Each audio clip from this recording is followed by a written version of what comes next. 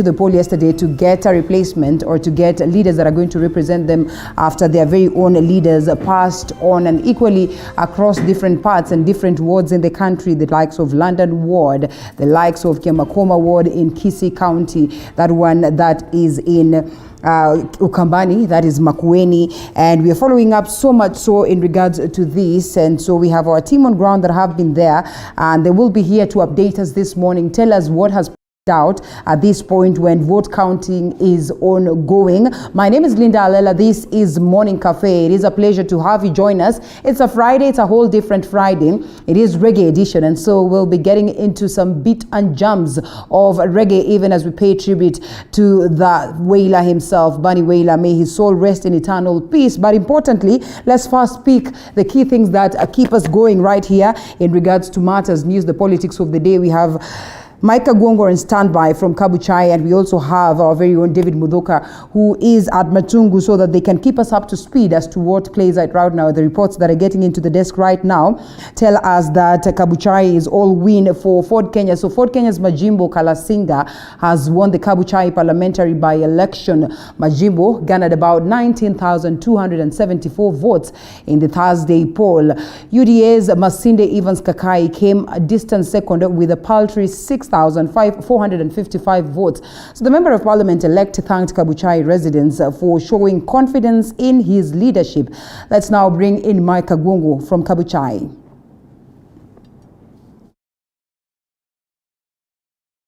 A very good morning from Kabuchai constituency, Linda Alela. Indeed, I can get you loud and clear from Mabanga Tallying Center. This is a place where actually the votes has been, it's a tallying center for Kabuchai constituency, and everything has actually gone behind as we had earlier on anticipated. Heads up and heads down for most of some of the aspirants or some of the candidates that actually had were very anticipative that they are going to win this, but unfortunately it went heads down for them.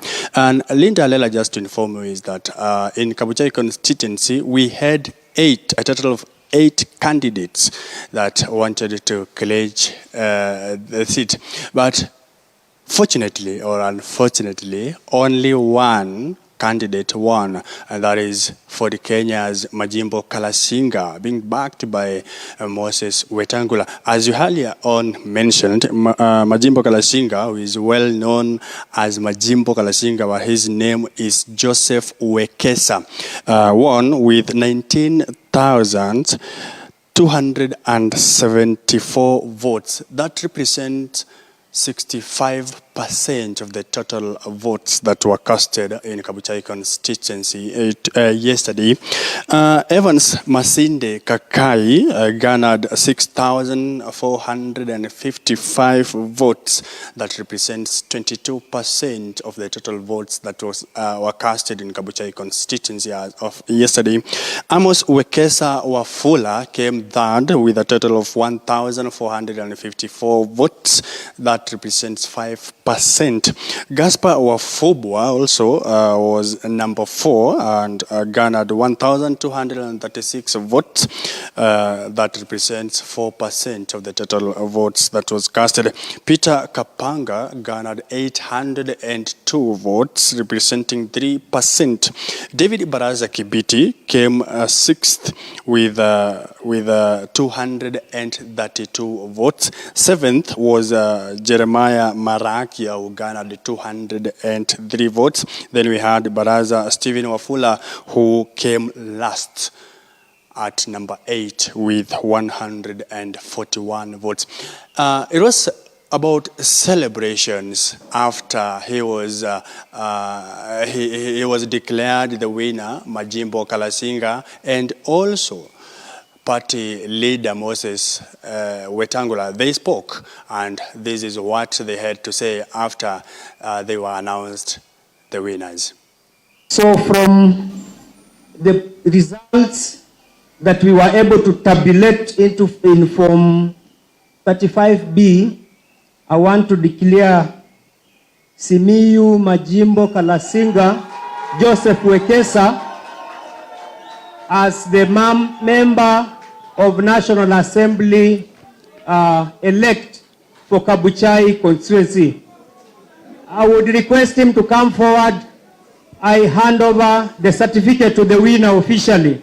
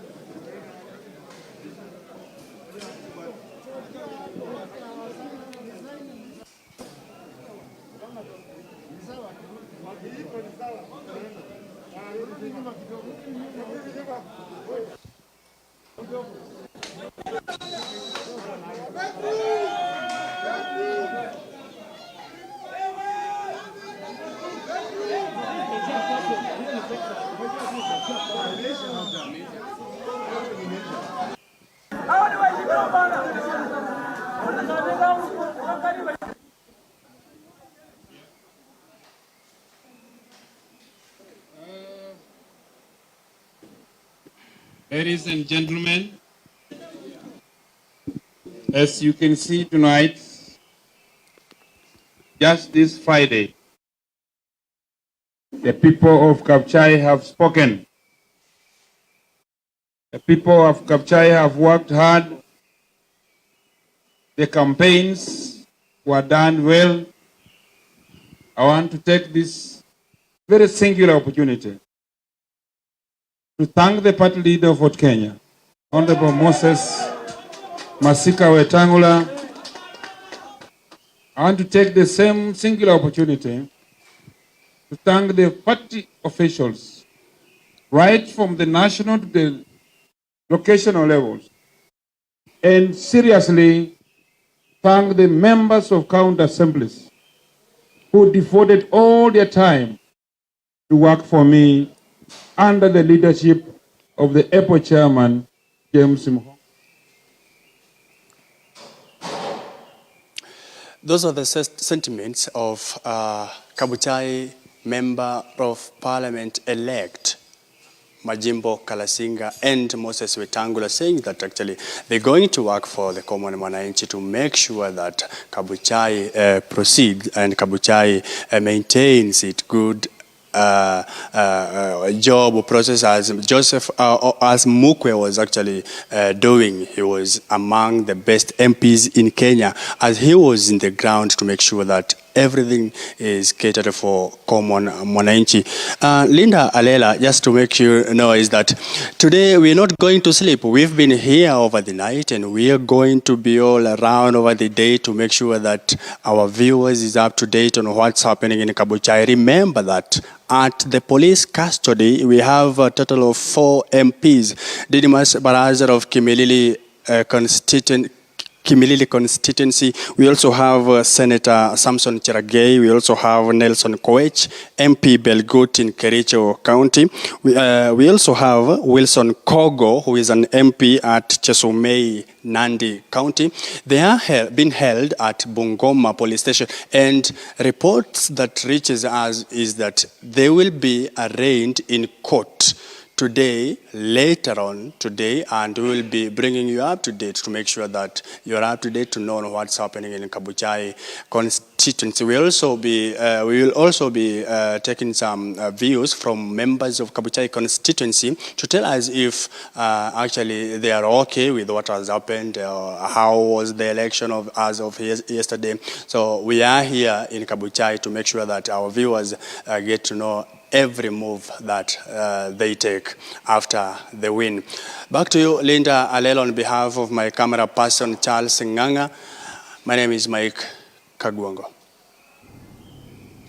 Thank you, Mike Kagwongo, for that comprehensive report of what is playing out in Kimilili. Remember, Mike has been on ground following up on the same right from yesterday when the individuals went out there to cast their vote. Indeed, a vote equally characterized with lots of drama and fair share of intolerance, pretty much unfortunate, painting some level of fear on how we are best positioned to deal with 2022 as we are headed for this electioneering period. But as we rightfully put it, maybe we've learned of what is likely to culminate early enough, and hence it's incumbent upon the government to ensure that they set up ways of how we'd be able to deal with intolerance in the event that it plays out. And now vote counting and tallying is underway in Matungu constituencies, with agents of the various candidates already keeping vigil at the constituency tallying center.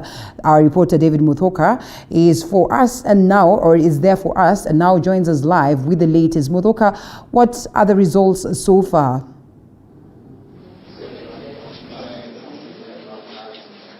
Well, Linda, a good morning to you. Indeed, we are coming to you from the Harambee polling station at the heart of Matungu constituency. This is where tallying has been going on for the past 8 hours. And this is where actually we have pitched camp for the last 24 hours, first to monitor voting that was happening here from yesterday 6 a.m. to 5 p.m. and then to monitor the consequent tallying that kicked off soon after. Vote counting has been going on here, and this is where actually all other polling stations have been. The presiding officers from all other 115 polling stations, this is where they have come to effect the tallying of results at Matungu. As it stands, we do not have a clear winner, although tallying is at its home stretch. Perhaps we can look at how much has changed since we last talked, because as at 9 p.m. last night, no result had trickled in yet, but a few minutes to 10 p.m. that's when we began to see some activity from the projected table of results right behind me. But from that table of results, this particular race began as a 3-horse race, actually pitting ANC's Peter Nabulindo, ODM's David Were, and UDA's Alex Lanya. But in the course of the tallying, because as it stands right now, 99 polling stations out of a possible 116 have already submitted their result. We anticipate just 17 more so that IEBC can make an announcement on who succeeds the late Member of Parliament for this particular constituency, who actually died last year in November, just as Murunga. But as it stands right now, perhaps we do not anticipate any changes, because ANC's Peter Nabulindo is on a straight path to victory, actually fending off pressure from ODM's David Were and UDA's Alex Lanya. It began as a 3-horse race, pitting the three, but for the past 2-3 hours, it has become what was a neck-to-neck tie, pitting David Were and Peter Nabulindo. But for the past 1-2 hours, we have seen Peter Nabulindo steer clear of David Were, and right now he stands a huge chance at succeeding just as Murunga. So the turnout hasn't been as good, because as we spoke to the returning officer for this particular by-election, John Kirui, he said that although he does not have the exact figures, the turnout was average, and according to their projected list of results, just 45% out of a possible 62,000 voters turned up for this particular by-election. So we anticipate, because as I mentioned, just 17 more polling stations are expected here. Their presiding officers in this case are to surrender their results. We anticipate maybe in an hour or so we'll be done with the tallying, and IEBC will be making its official statement on who is the next Member of Parliament for the Matungu constituency, Linda.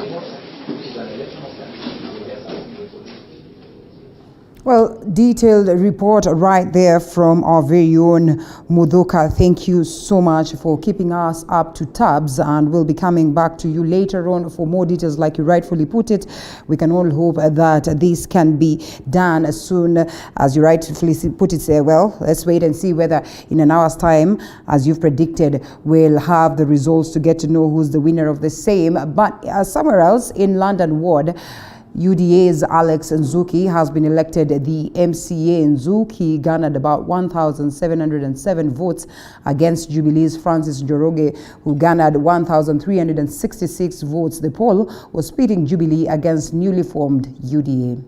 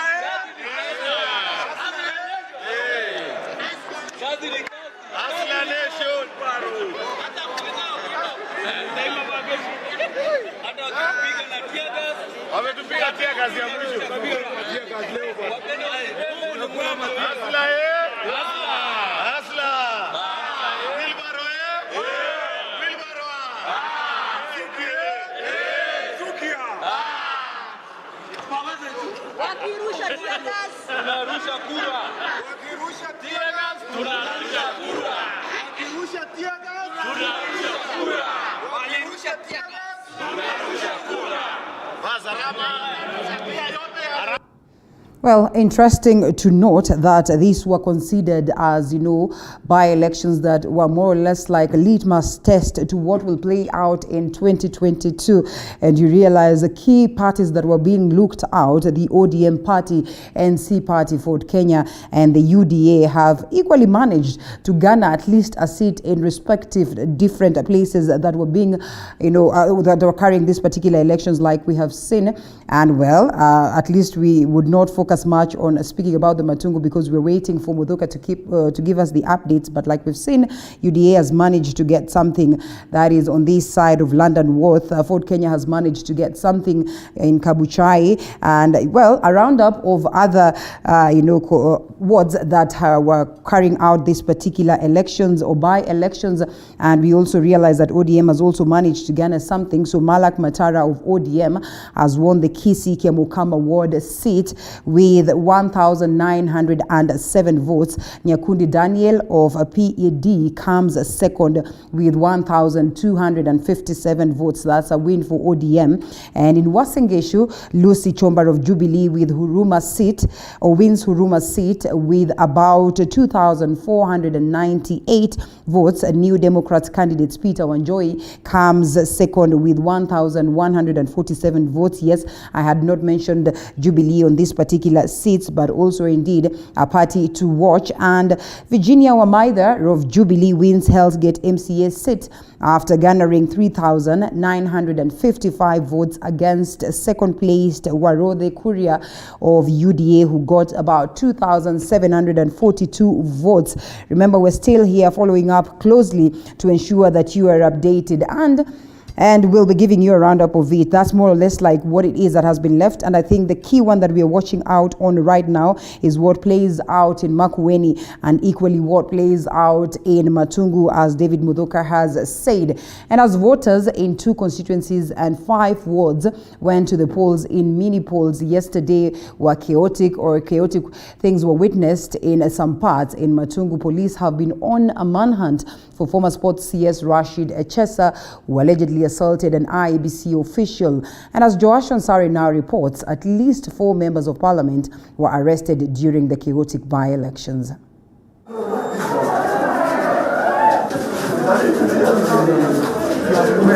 Thousands of Kenyans in Matungu and Kabuchai constituencies, as well as 5 wards, woke up to a by-election Thursday. In several polling stations, experienced chaos and violence following allegations of voter bribery.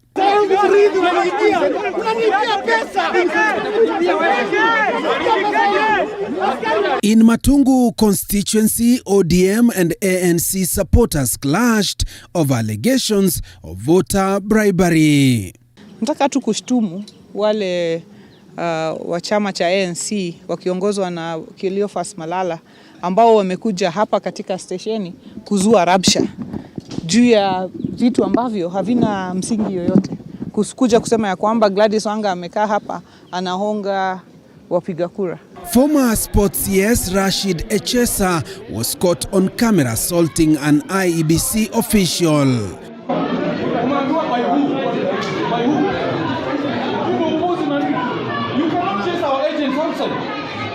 IEBC chairman Wafula Chebukati has condemned the attack, calling for the arrest of the culprits. Now, it doesn't matter what complaint one has. Please channel it to the right sources so that the commission, which has structures, can act on it. But to take the law in his own hands and attack an officer on duty, it is criminal, and we're calling upon the security agencies in the Matungu and Kakamega County to apprehend this individual and prosecute him. In Kabuchai constituency, MPs Didmas Barasa, Wilson Logo, and Nelson Koech and Nandi Senator Samson Cherargei were arrested. Police says the lawmakers were arrested for allegedly being in possession of illegal firearms and causing violence in Kabuchai by-elections. What has he done? In London Ward in Nakuru County, voting was disrupted for almost an hour before calm was restored. We are not deluded. We know that this is the work of the state. We are asking the state. UDA is only 3 months rebranded. Hatujaka. Na hii kazi tumeanza tu.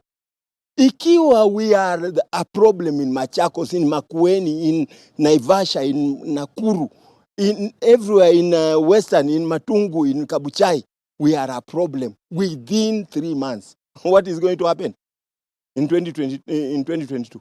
MPs allied to the United Democratic Alliance had gone to Milimani polling station to monitor voting when supporters of other candidates in the race forcibly ejected them.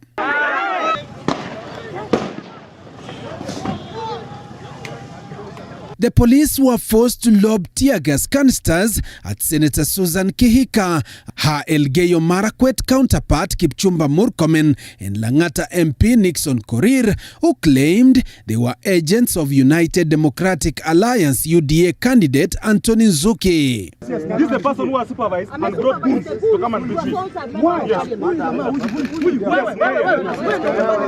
In Kiamukama Ward, UDA candidate Moses Nyakeramba was arrested on his way to the polling station. I'm a candidate. You are a candidate? Yes, sasa mnapika nini mimi? Nauliza hii gasi tumepata imepasuliwa.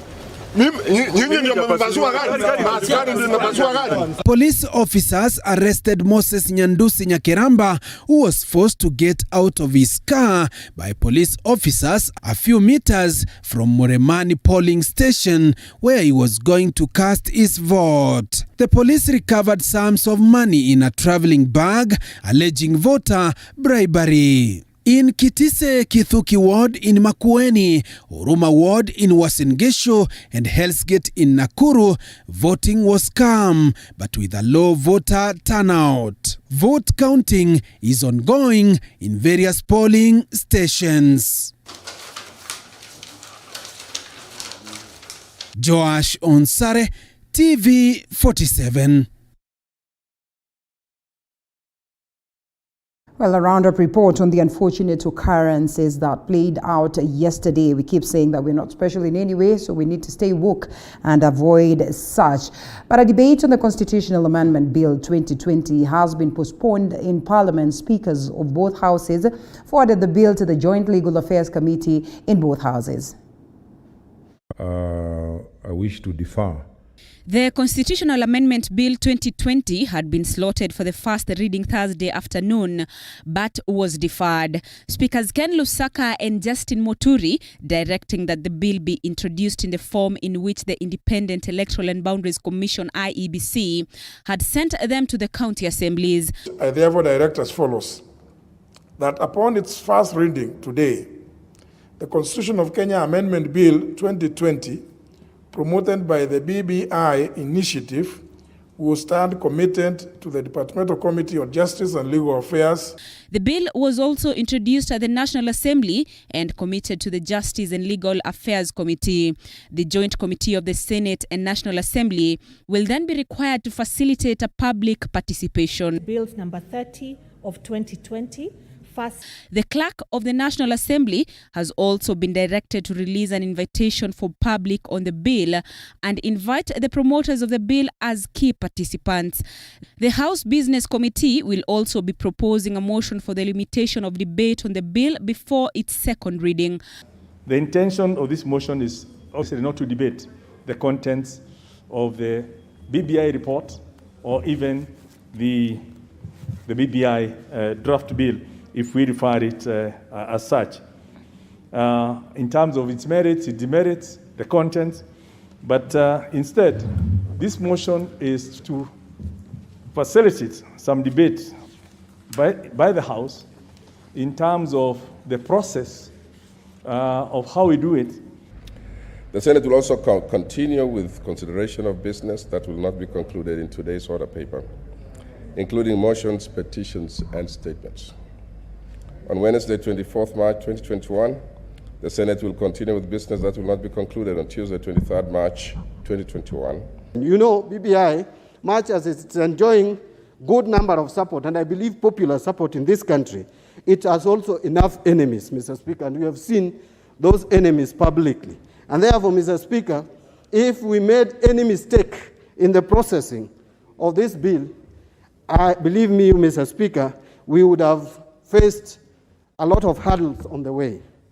At least 42 county assemblies have presented their reports to both houses, with only 2 presenting certificate of rejection. Well, cracks have emerged among ODM politicians when the party leader Raila Odinga and his deputy Mombasa Governor Hassan Joho shared a podium in Mombasa. And as Maria Macharo reports, although the two are comfortable going head-to-head for the ADM presidential ticket, their supporters are reading from a different script. While on his 4th day tour of the coast rallying support for the BBI bill, ODM leader Raila Odinga met with Mombasa Governor Ali Hassan Joho, and their ambition for the presidency in 2022 clashed. Again, Raila saying it is a democratic right for any party member, not only in ODM but the country in general, and reiterating that he fully supports the move from Hassan Joho. However, Embakasi East Member of Parliament Babu Owino charged at Joho, asking him to shelf his presidential ambitions in favor of Raila Odinga. Remarks that were sharply rebuffed by the Sultan, who was also backed by Baba. It is at this juncture that Joho wondered the audacity of anyone opposing his bid when the leader himself okayed the move. Naomba gavana wetu, wewe tunakupenda na uko na future, kwa unyenyekevu, tafadhali, let us shelve our ambition kidogo for the sake of Raila Amolo Odinga.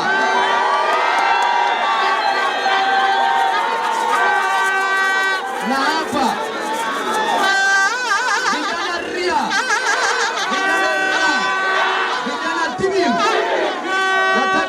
ndugu zangu, too much ambition destroyeth a man. However, too little takes him nowhere. So any man must be ambitious. Mimi sio mwandawazimu. Nilivyosema nataka kuwa rais, na maanisha nataka kuwa rais wa taifa hili la Kenya, my friend. Sasa wewe, na wauliza nyinyi ambao mnaongea huko ovyo ovyo, kama mpinzani wangu wa tikiti cha ODM Raila Amolo Odinga amesema anakubalia na candidate yangu, wewe ni nani upinge? Wewe ni nani upinge? Wengine wanasema tio Joho hawache. Baba kule hajasema yeye anasimama. Baba alisema yeye atatangaza baada ya BBI kukwisha. lakini Joho ana haki kabisa kuwania kiti ya urais na tikiti ya chama cha ODM. Asa njoo hapa. Nobody can stop reggae. Nobody can stop reggae. Nobody can stop reggae. 'Cause reggae is strong. Nobody can stop reggae. Nobody can stop reggae. On his account, Mombasa County Deputy Governor William Kingi said that Babu Owino's remarks were unwelcome and that he should respect the governor's ambitions. Leo tumesikia hapa kidogo na nitamkosoa ndugu yangu ndugu yangu kutoka Nairobi. Aliyesema hapa Babu, aliyesema kwamba governor should shelve his ambitions. Sasa akishelve his ambitions, si yeye anataka kuwa president, ni hawa watu wa Mombasa, au sio? Hawa ndio wamesema nenda juu. Kwa sababu chama cha ODM ni chama cha Democratic Party, hataruhusiwa. Hata baba mwenyewe alisema kule Kilifi kwamba Joho ana haki ya kusimamia president wa Kenya. Si ni sawa?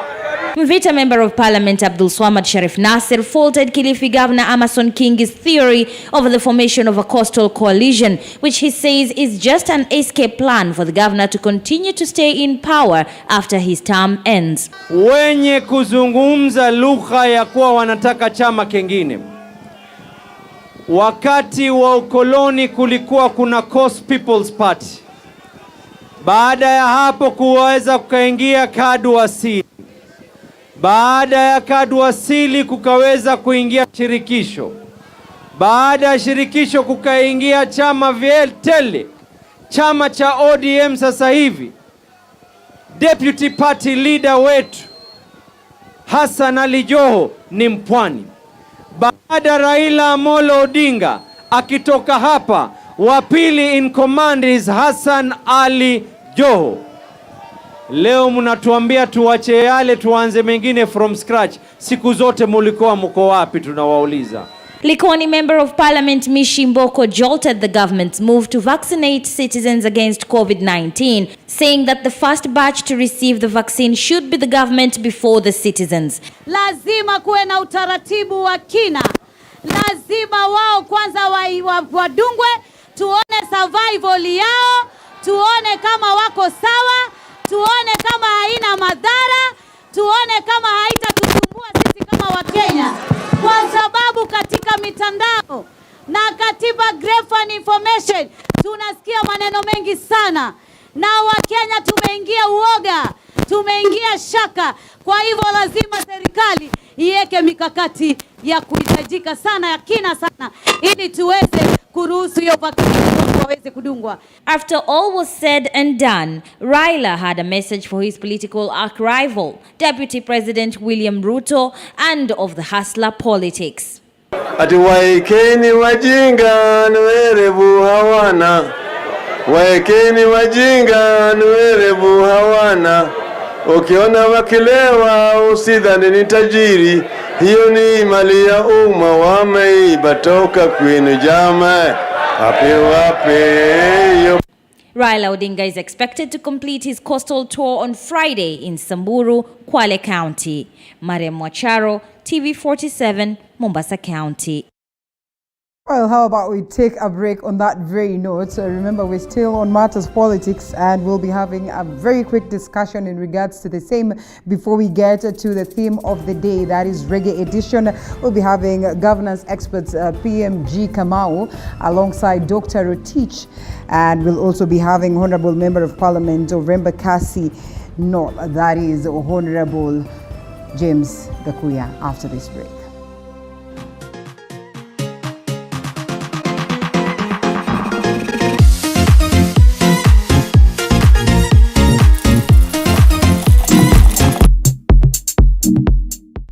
The wearer knows where it pinches the most. Soil fertility, proper temperature, water are just some of the factors needed to make that crop germinate.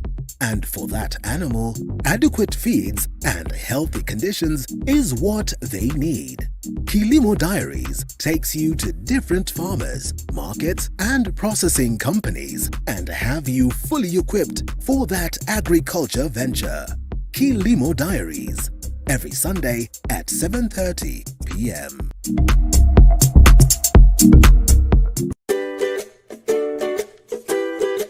This month, the Throwdown treats your taste buds with a sweet ride down dessert heaven with delicious and tasty recipes that will make your sweet tooth tingle. The Throwdown, every Sunday at 6:30 p.m.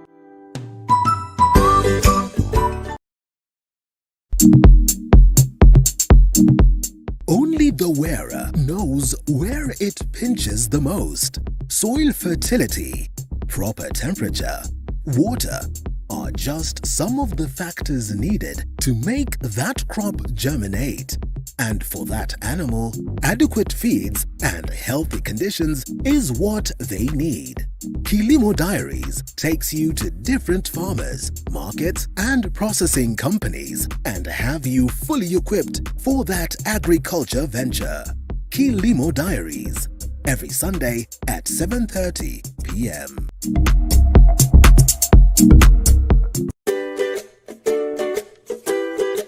This month, the Throwdown treats your taste buds with a sweet ride down dessert heaven with delicious and tasty recipes that will make your sweet tooth tingle. The Throwdown, every Sunday at 6:30 p.m.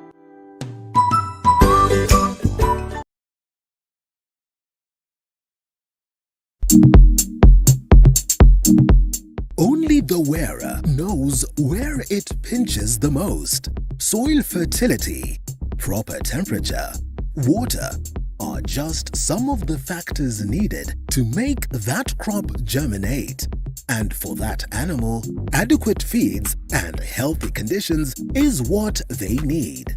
Kilimo Diaries takes you to different farmers, markets, and processing companies and have you fully equipped for that agriculture venture. Kilimo Diaries, every Sunday at 7:30 p.m.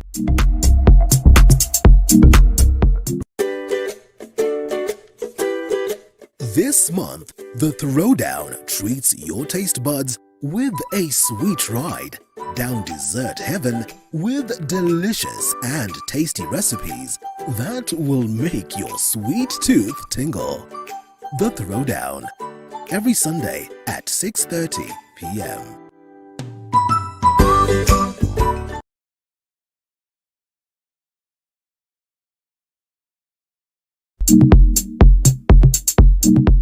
Only the wearer knows where it pinches the most. Soil fertility, proper temperature, water are just some of the factors needed to make that crop germinate. And for that animal, adequate feeds and healthy conditions is what they need. Kilimo Diaries takes you to different farmers, markets, and processing companies and have you fully equipped for that agriculture venture. Kilimo Diaries, every Sunday at 7:30 p.m.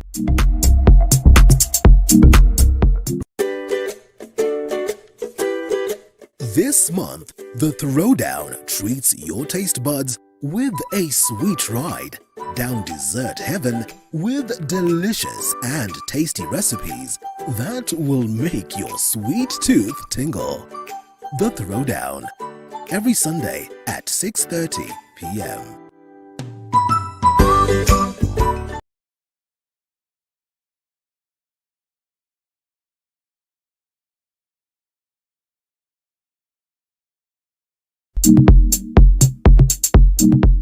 Only the wearer knows where it pinches the most. Soil fertility, proper temperature, water are just some of the factors needed to make that crop germinate. And for that animal, adequate feeds and healthy conditions is what they need. Kilimo Diaries takes you to different farmers, markets, and processing companies and have you fully equipped for that agriculture venture. Kilimo Diaries, every Sunday at 7:30 p.m.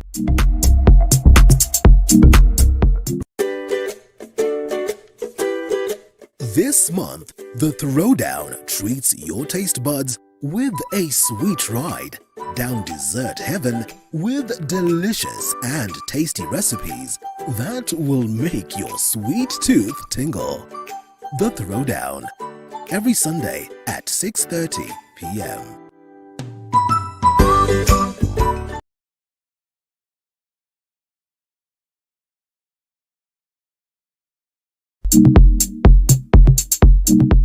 Only the wearer knows where it pinches the most. Soil fertility, proper temperature, water are just some of the factors needed to make that crop germinate. And for that animal, adequate feeds and healthy conditions is what they need. Kilimo Diaries takes you to different farmers, markets, and processing companies and have you fully equipped for that agriculture venture. Kilimo Diaries, every Sunday at 7:30 p.m. Stories.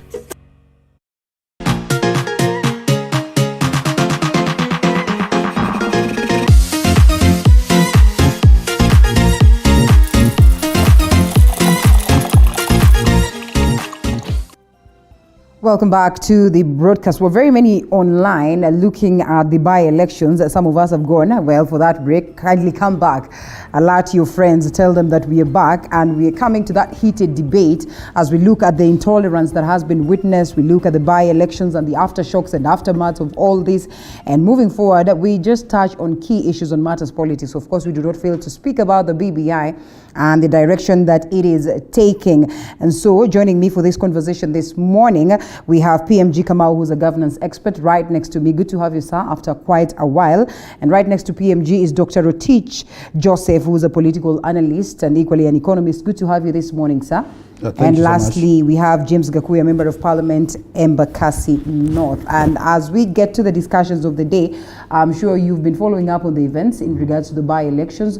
We all understand how crucial by-elections can be in terms of shaping the politics of the day. Well, by-elections themselves are the politics of the day. And so, looking at the events of yesterday, even before we got to that level, talks have been around that this would be the litmus test. This would be what would be looked at, to understand what is likely to culminate come 2022. And even before we get to the political aspect, the intolerance that was witnessed, that is culminating from the leaders themselves, is indeed wanting. Mhesh, UDA ama Jubilee? Reader, actually, my vessel as for now is Jubilee. Okay. Because our roles are very clear that you cannot belong to two parties at one time. Right. And therefore, I am still under the candidature of Jubilee Party, but very soon, when people will start and when our constitution will allow us to cross over, we are ready to cross over to elsewhere. Because actually we have gone a very dusty route that we could not have expected. Therefore, the failure that has been witnessed in what we call a Jubilee Party is a failure that you cannot imagine as a member that you can be able to be in that particular party for any single second when your time clicks. Therefore, most of us, we are just waiting for the whistle. All right. And after that whistle, we will enjoin to other parties that we wish that actually will be more democratic, that will provide leadership. Because for one, actually as a member of the party, it's very ironical to find a situation where it takes years and years without any single NDC meeting. Then it tells you that you are not part of decision making. And therefore, you are just there as I can call it a sycophant. Or a because you have no news. That party only requires your your energy when they need you to prosecute the interests of the party in parliament and nowhere else.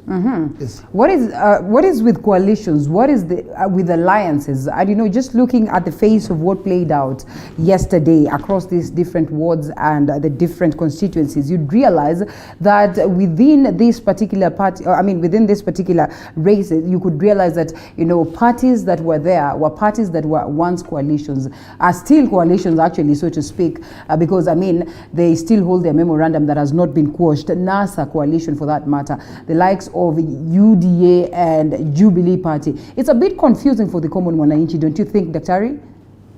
I think, Linda, looking by what really transpired yesterday, this is a litmus paper heralding to the 2022 election. Because you talk of Matungu and Kabuchai election, it was also a test of the Luhya unity. Right. And the winning, if say the Fort Kenya and the ANC party would win, that means the Luhyas will be intact up to 2022. That is the assumption. But there are other places like the Hell's Gates in Nakuru and those others that happens elsewhere. When you look at Nakuru, you could see the coalition of parties. You could see now the new party UDA exercising a lot of muscles. As far as it is still new, you could see that it is actually a party to be watched come 2022. And of course, it's a very close relative. I call it relative or an elder sister or a brother. That is Jubilee. So this has been the testing ground, Linda. When I look at it, I'm looking the 2022 contest that is actually hovering in this country. And going by the same, Linda, you can see that the leadership of the 2022 is coming up very clearly. So it will be a contest that will be between His Excellency the Deputy President, who is perceived to be associated with the UDA, and then also you can see the ODM, which is actually marshalling a lot of effort to maintain it's what I may call it actually the previous status quo, because this is a party that has enjoyed the national backups, and of course it is facing the test of the time from the UDA. Jubilee cannot allow the ground to be overtaken by these other young and upcoming parties. But that is a test to be seen in the coming days. All right. Well, whether this has worked out as a litmus test is a question of wait and see. We still are expecting results from Matungu and the likes. But from what we see, UDA has garnered something, Jubilee has taken something, ODM has taken something, Fort Kenya has taken something. Well, we're still not clear whether ANC will take the Matungu one, though the candidate is on the lead. It's a bit confusing to even imagine that this would be considered a litmus test. UDA, though, about barely 3 months or so to speak, but has magically gained grounds. What would you say? Number one. Yes. Nobody has gained anything. Oh. If you ask me, I will tell you there was no elections. Okay. And look at it from an international eye. And look at it at International Court of Justice or International, if Hague itself. There were observers, and there must be observers. We experienced unparalleled violence. We experienced members of parliament drawing guns in a polling station. Right. We experienced a returning officer from matched with the container for the ballot box. We experienced the unparalleled tear gas. I want to ask you something. Was there a pregnant mother who could vote in that atmosphere?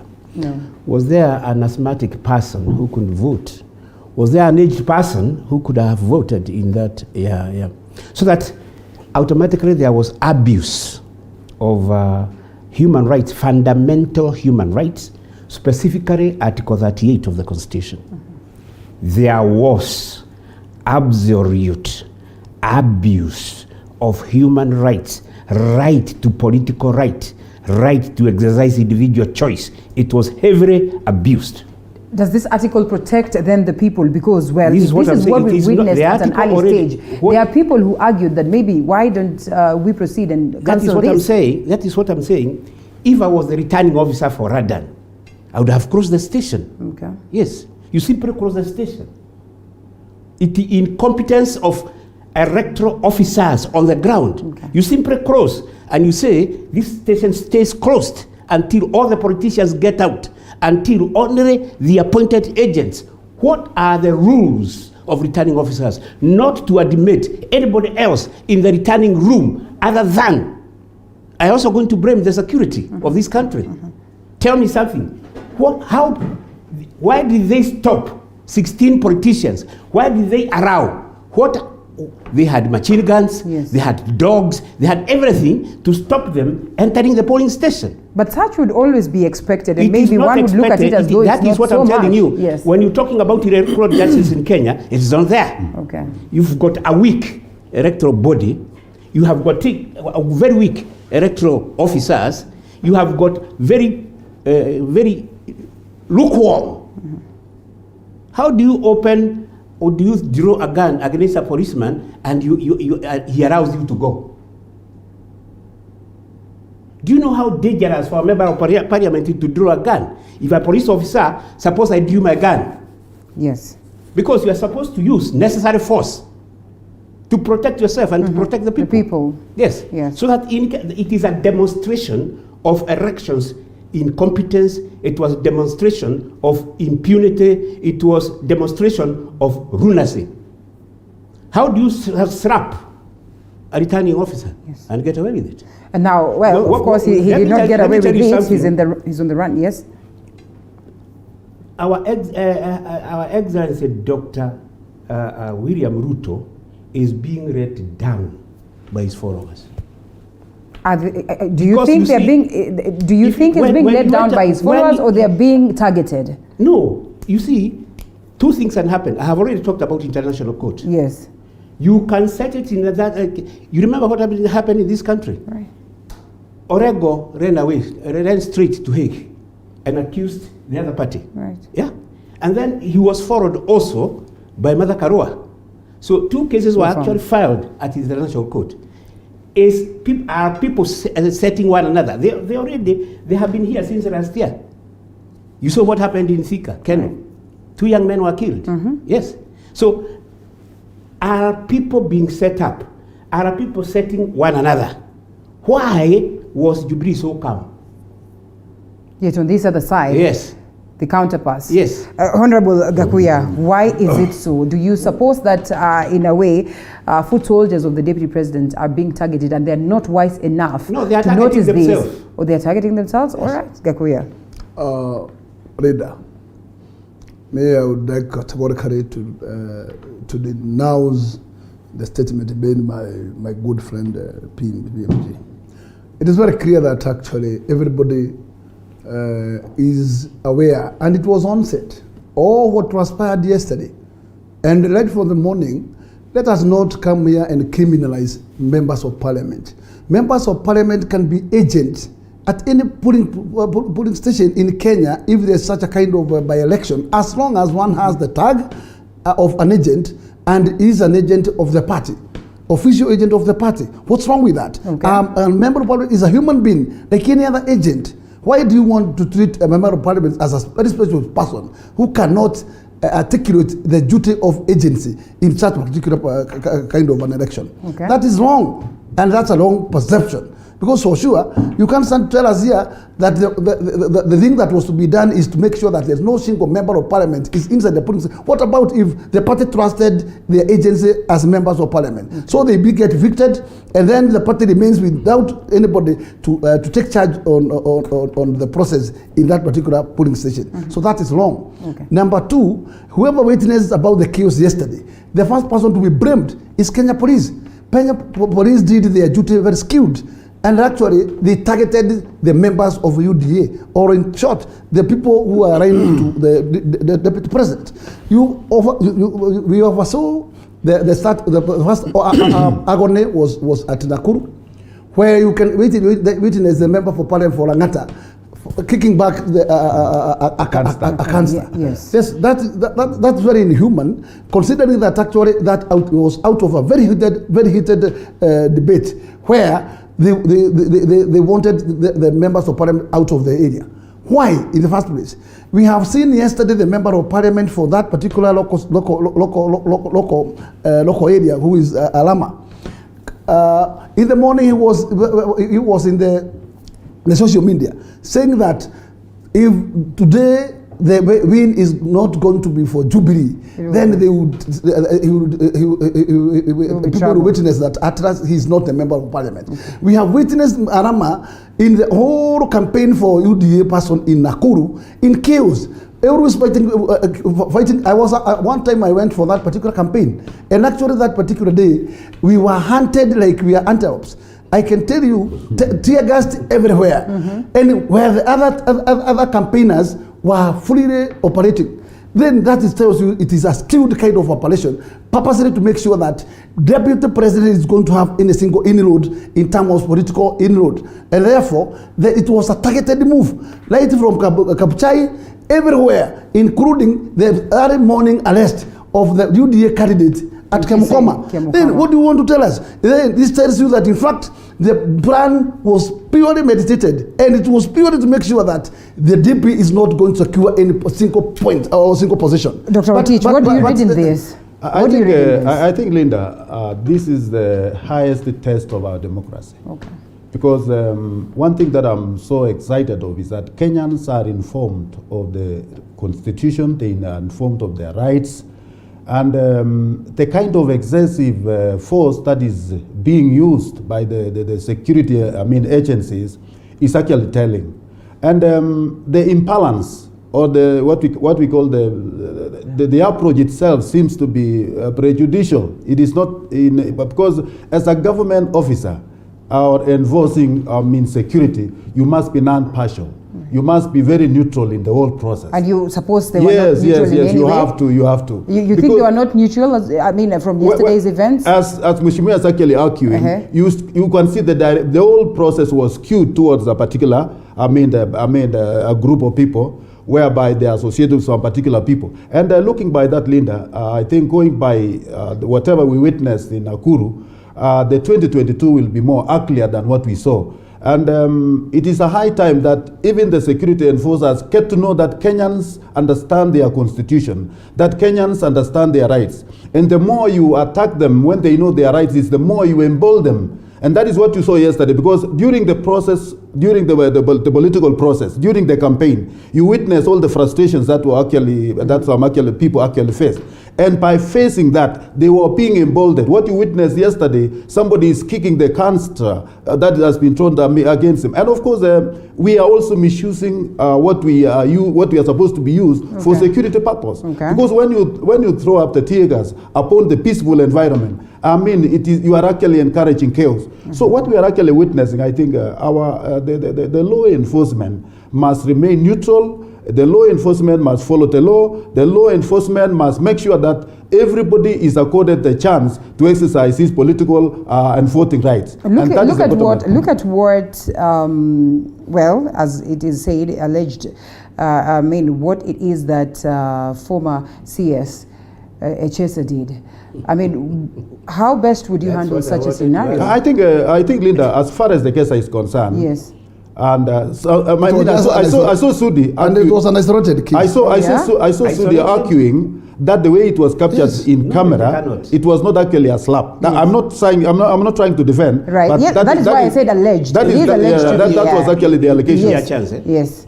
But looking by it, let me tell you, Linda, as I said, everybody has a right to do and exercise his right in whatever form. But you know where your right stops, Linda, my rights begin. Yes. So that means we must have that mutual respect in whatever we are doing. So the law, if it is applied and applied correctly, it will guide all of us. Okay. So those who actually abuse the process, I don't have any right to slap a returning officer. Right. I don't have any right to accuse a policeman who is doing his job. I don't have that right. Okay. But they should also not step on my right when I'm actually exercising my own right. That is the bottom line. So the key thing that we must strictly follow the law.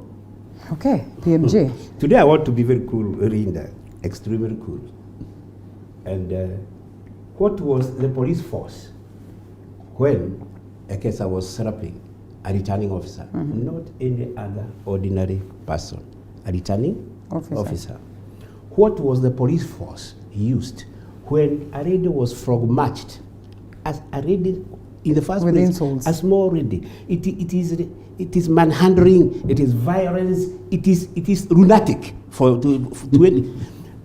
A young lady, helpless, she looked helpless, being frog-marched by 4 huge giants. Where was the police force there? And then when the policemen, not the voters, got agitated, they violently mishandled the members of parliament. They were chasing the members of parliament. When police came to rescue, they saw our rights are being denied. Our rights to vote are being interfered with by the presence of 16 members of parliament. They tried to throw, we saw it, they tried to throw away. Then the police came in to rescue. In fact, one member of parliament was almost running to the police station to be rescued. So that you see, we can make political statements, but we also must make legal statements. The application of the Constitution is critical. I am happy that my friend, member of parliament, has confirmed that there was so much violence before and after. So the election should be declared null and void. Okay. Because again, you see, I'm quoting Article 38. What does it read? I'm quoting Article 81 and 82 of the Constitution, where it is critical. Have you ever heard anywhere the IBC have conducted the elections for parties? It is mandatory for Article 82 of the Constitution. They don't do it. They are supposed to carry credible nominations and credible elections. Were there credible nomination elections in actually? So if this is to be quashed, it will be at what cost? Imagine the interest of the people, the expenses that have been put to that, the time that has been put, and what is the guarantee that it will be a different affair? There is no political expense because there is also death. What is the expense of a person dying? What is the psychological effect of a manhandled lady? What is the psychological effect of the family and women and children that saw their husband and father being slapped? While we're looking at your man security, is already finished. All right. So I don't care about the rights or expenses. Okay. You mishandled me. You abused my rights. Nothing is more important than my rights. What then does it speak about the capacity of the IEBC right now, first, to even take us for a referendum, let alone speaking of an election? Reader, let me say this. Taking all the angles into consideration, to have a prudent election and a prudent result, one, there has to be a freedom for ground, a very independent, a very passive environment where no single person will be intimidated in any means. When you started throwing tear gas, you are telling that old lady who was to join herself into the queue of voting, that actually this is a violence area and actually is a no-go zone. And therefore, by so doing, you have totally disregarded the rights of that particular person. I would say, at some point, I would agree with my good friend here, that during when that climax of chaos appeared, then the chairman of the Electoral Commission, after consulting the representative of the Electoral Commission in those areas of electoral areas, actually the best thing was to cancel the election. Because there was no way that that kind of smoke could give us anything close to an independent election. And therefore, tells you any result out of that is a fake result. Because not everybody got his right to exercise his right. Voting, choosing of a candidate is anybody's right. And when somebody interferes with such right, starting from the police officers, they need not to be anywhere near if they are not there, pursue, to give what we call credible environment to allow that exercise to go on. And when the police officers who are entrusted to keep security actually pre-skewed behavior. At some point, you find somebody by Mbalala claiming that actually the police officer stole his 2 million. But now, why would you go in such an environment with 2 million? That's another question. And leader, you witnesses, police officers in plain clothes. Let me tell you, violently, intimidating, even pulling people out of their cars. You can't imagine these are Kenya police. And so that's what we always ask. They were behaving like goons, yes. where they are police officers who understand very well their role and their duty. Gentlemen, allow us to take a break. Hold it right there. An MP is not devoid. If an MP commits Goes violence, wrong, they should he be must be targeted. handled as a criminal. Okay, well, we take a short break. They are not devoid of criminalism. But leader, let me tell you. Briefly. Our good friend here must tell us what kind of act that actually the members did that was totally against the rules of election. That warranted because the that warranted that kind of behavior. All right, we come to answer that after this short break. But this particular one has not even been. I mean, the police have not managed to get this particular one. Then you ask yourself why. There is public arrest. All right, that's why they are being arrested by the public. Let's take a break and then we come back to react to that.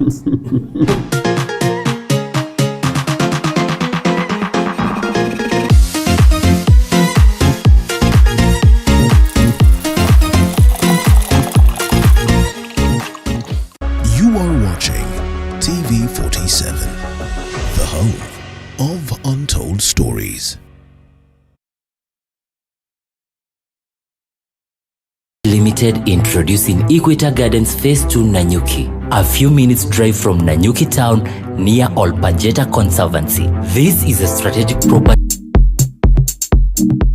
Only the wearer knows where it pinches the most. Soil fertility, proper temperature, water are just some of the factors needed to make that crop germinate. And for that animal, adequate feeds and healthy conditions is what they need. Kilimo Diaries takes you to different farmers, markets, and processing companies and have you fully equipped for that agriculture venture. Kilimo Diaries, every Sunday at 7:30 p.m.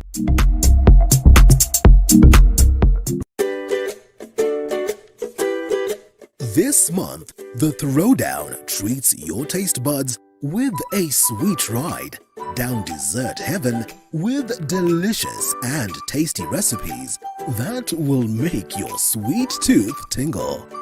The Throwdown, every Sunday at 6:30 p.m.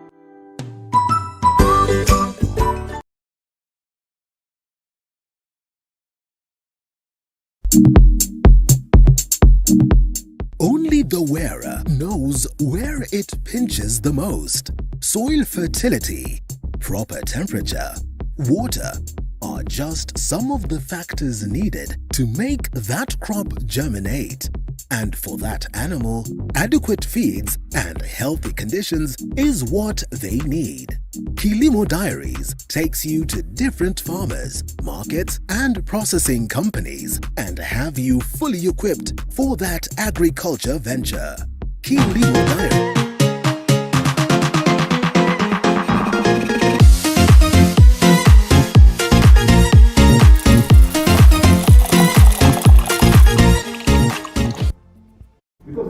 Welcome back to the broadcast, and we're back still on the discussion of what we witnessed yesterday. Sometimes you get scared because you know very well that it gets even nastier when you know the results have already been declared, because in most cases, well, the loser will not accept to take that, and maybe that's why we're having this conversation of incorporating, you know, a position for the loser or the loser come, you know, 2020 or any after every other election. Many argue that this would not solve a problem because after all, in any contest, we have to have a winner and we have to have a loser. But just how instrumental would this be towards ensuring that we do not have, you know, post-election violence after we come out of an election? Well, definitely a conversation that is worth having and a conversation that we keep having. Still with me in studio, PMG Kamau governance expert, Dr. Rotich Joseph, who's an economist and equally a political analyst. And lastly, we have Honorable Member Rove, of course, that is Embakasi North constituency, Member of Parliament there, that is James Gakuya. Gentlemen, back to you.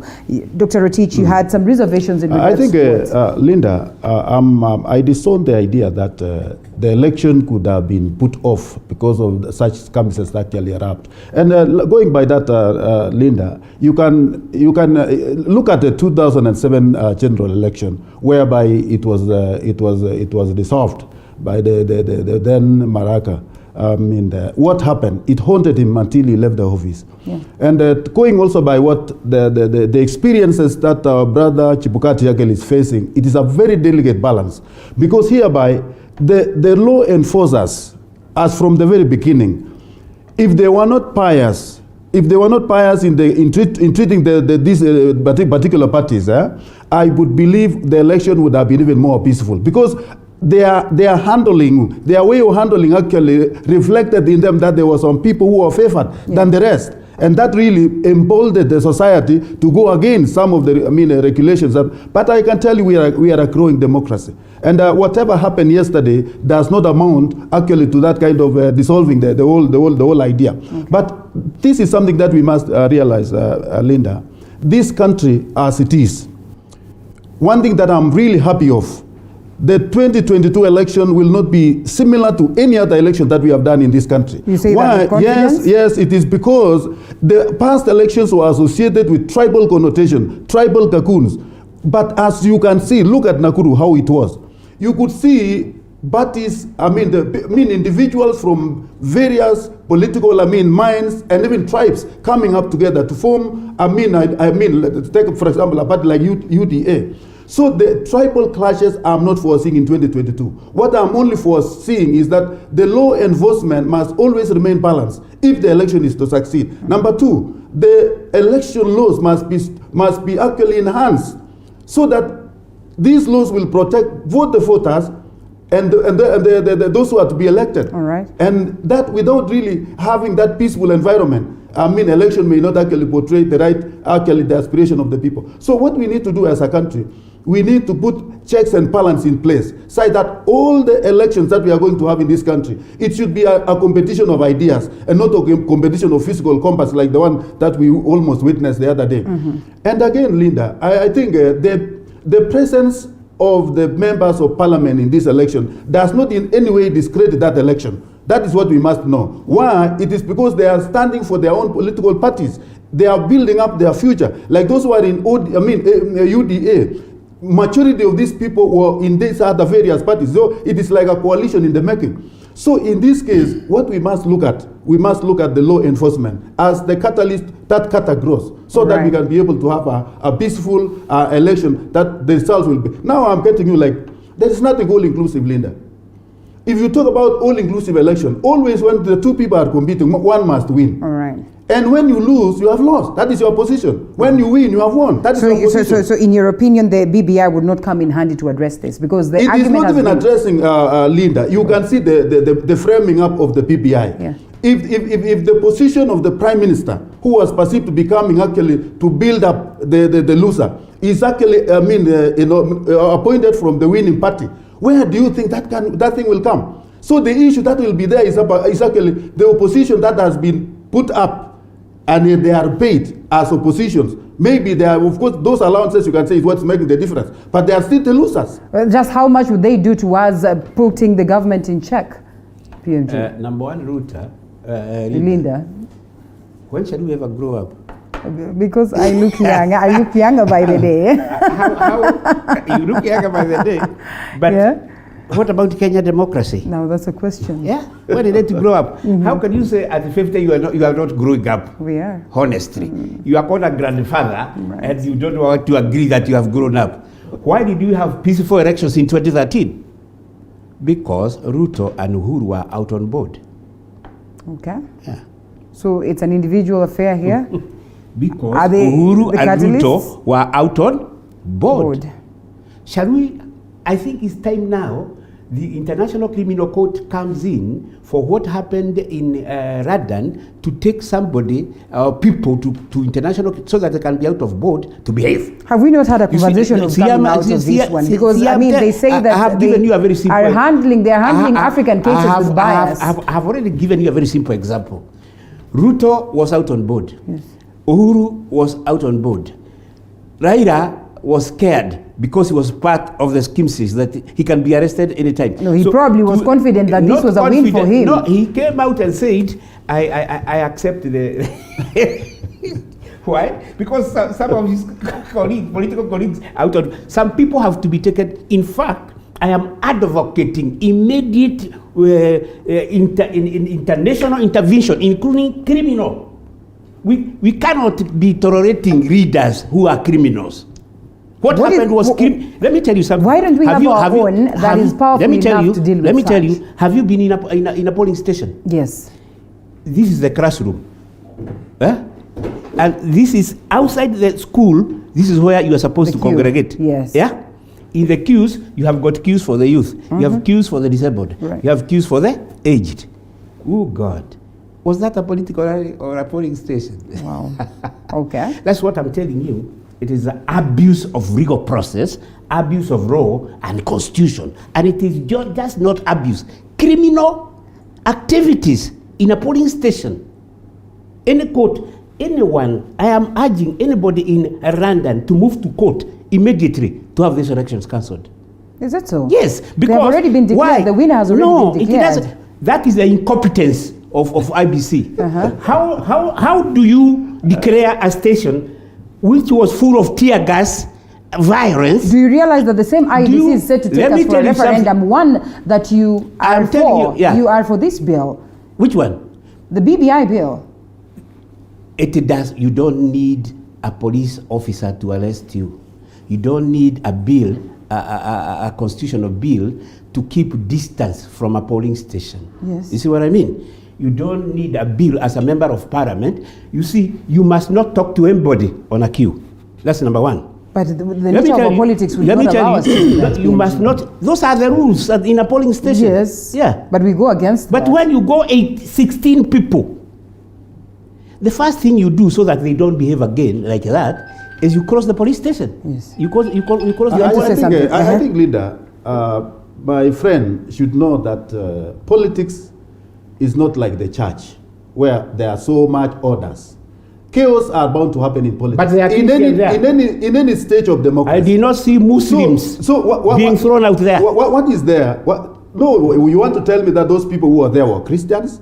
You can't, all of them? You can't substantiate that. I mean, you can't substantiate. But what we are saying, politics actually is accompanied by such kind of and that is why law enforcers were there. So, in fact, what you are doing, what you are actually saying, you are encouraging what we call the police force. But currently, we are the police service.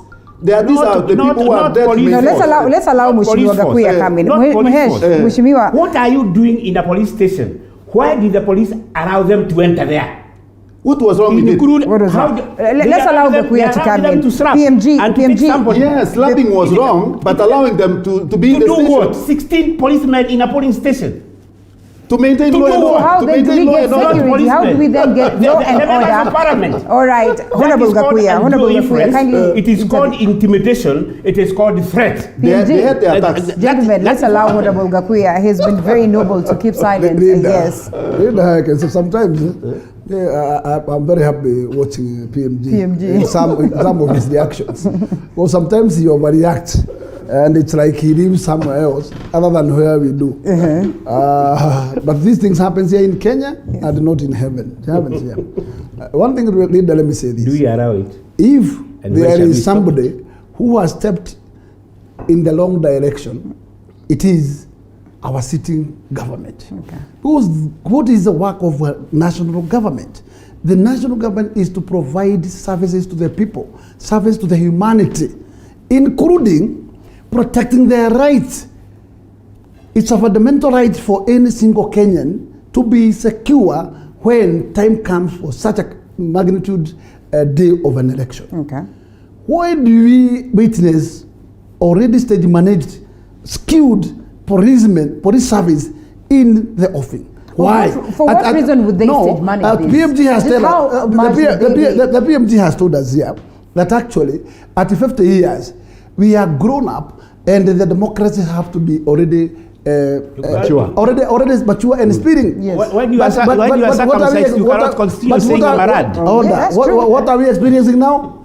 We are experiencing the early days of the former regime. Yes. Where this country was under one umbrella of a single party.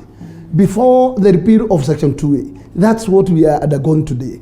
Why? Because who matters is the driver in the steering, but not the vehicle. The vehicle can be there, a super Mercedes, but the super Mercedes cannot give you a result if the driver is not functioning. President Uhuru Kenyatta has constantly felt like you are, I mean, members of Tanga, so to speak, or members, political leaders allied to Deputy President William Ruto have constantly gone against. And it's actually not about President Uhuru Kenyatta. We have evidently seen them go against what it is that he would term as, the line that he would love Jubilee members to take. Don't you think it is only fair that he stays on alert, make sure that he puts guard to ensure that these individuals do not cause chaos, because their likelihood such would happen? So what is wrong with that? Arinda, I can tell you, and I keep reminding you that in fact we all belong here. We know where we are coming from and where we are, and we know what we expect, where we are going. Mm-hmm. Who causes all of this? If you are unable to put your house in order, then you must expect there will be fire in that particular house. As a father and the mother to that particular house, you must create an environment where the children will feel all of them were accommodated. Why would there be so much fear of in this particular time, we have witnesses Jubilee Party supporting other parties, like they have no candidate in Kabuchai, they had no candidate in Matungu, and they were supporting different alliances of a kind. Mm-hmm. If that was, that idea was not a Jubilee Party decision to do that, because you can tell us few people sat and decided that they are not going to feel candidate in these particular areas, but you cited as other think tank people at that particular level. What is wrong with them taking a different angle or a different direction? Okay. Because one, if there's somebody who is out of order, it's you, because you don't involve all of your house together to decide the destiny. You have decided on their behalf when they are still there. So when they decide otherwise, you become bitter. How? It should not. Let's have a neutral ground. Evidently, they're justified probably to argue it that way, because if such a crucial decision can only be made by a few, I think it is unfair for the party members who equally, enjoy the stake and also contribute as much to the party. I think, Linda, the decision of the party must be decided within the framework of the party organs. Yes. The parties also have their own laid down constitution or the laws that guides the party.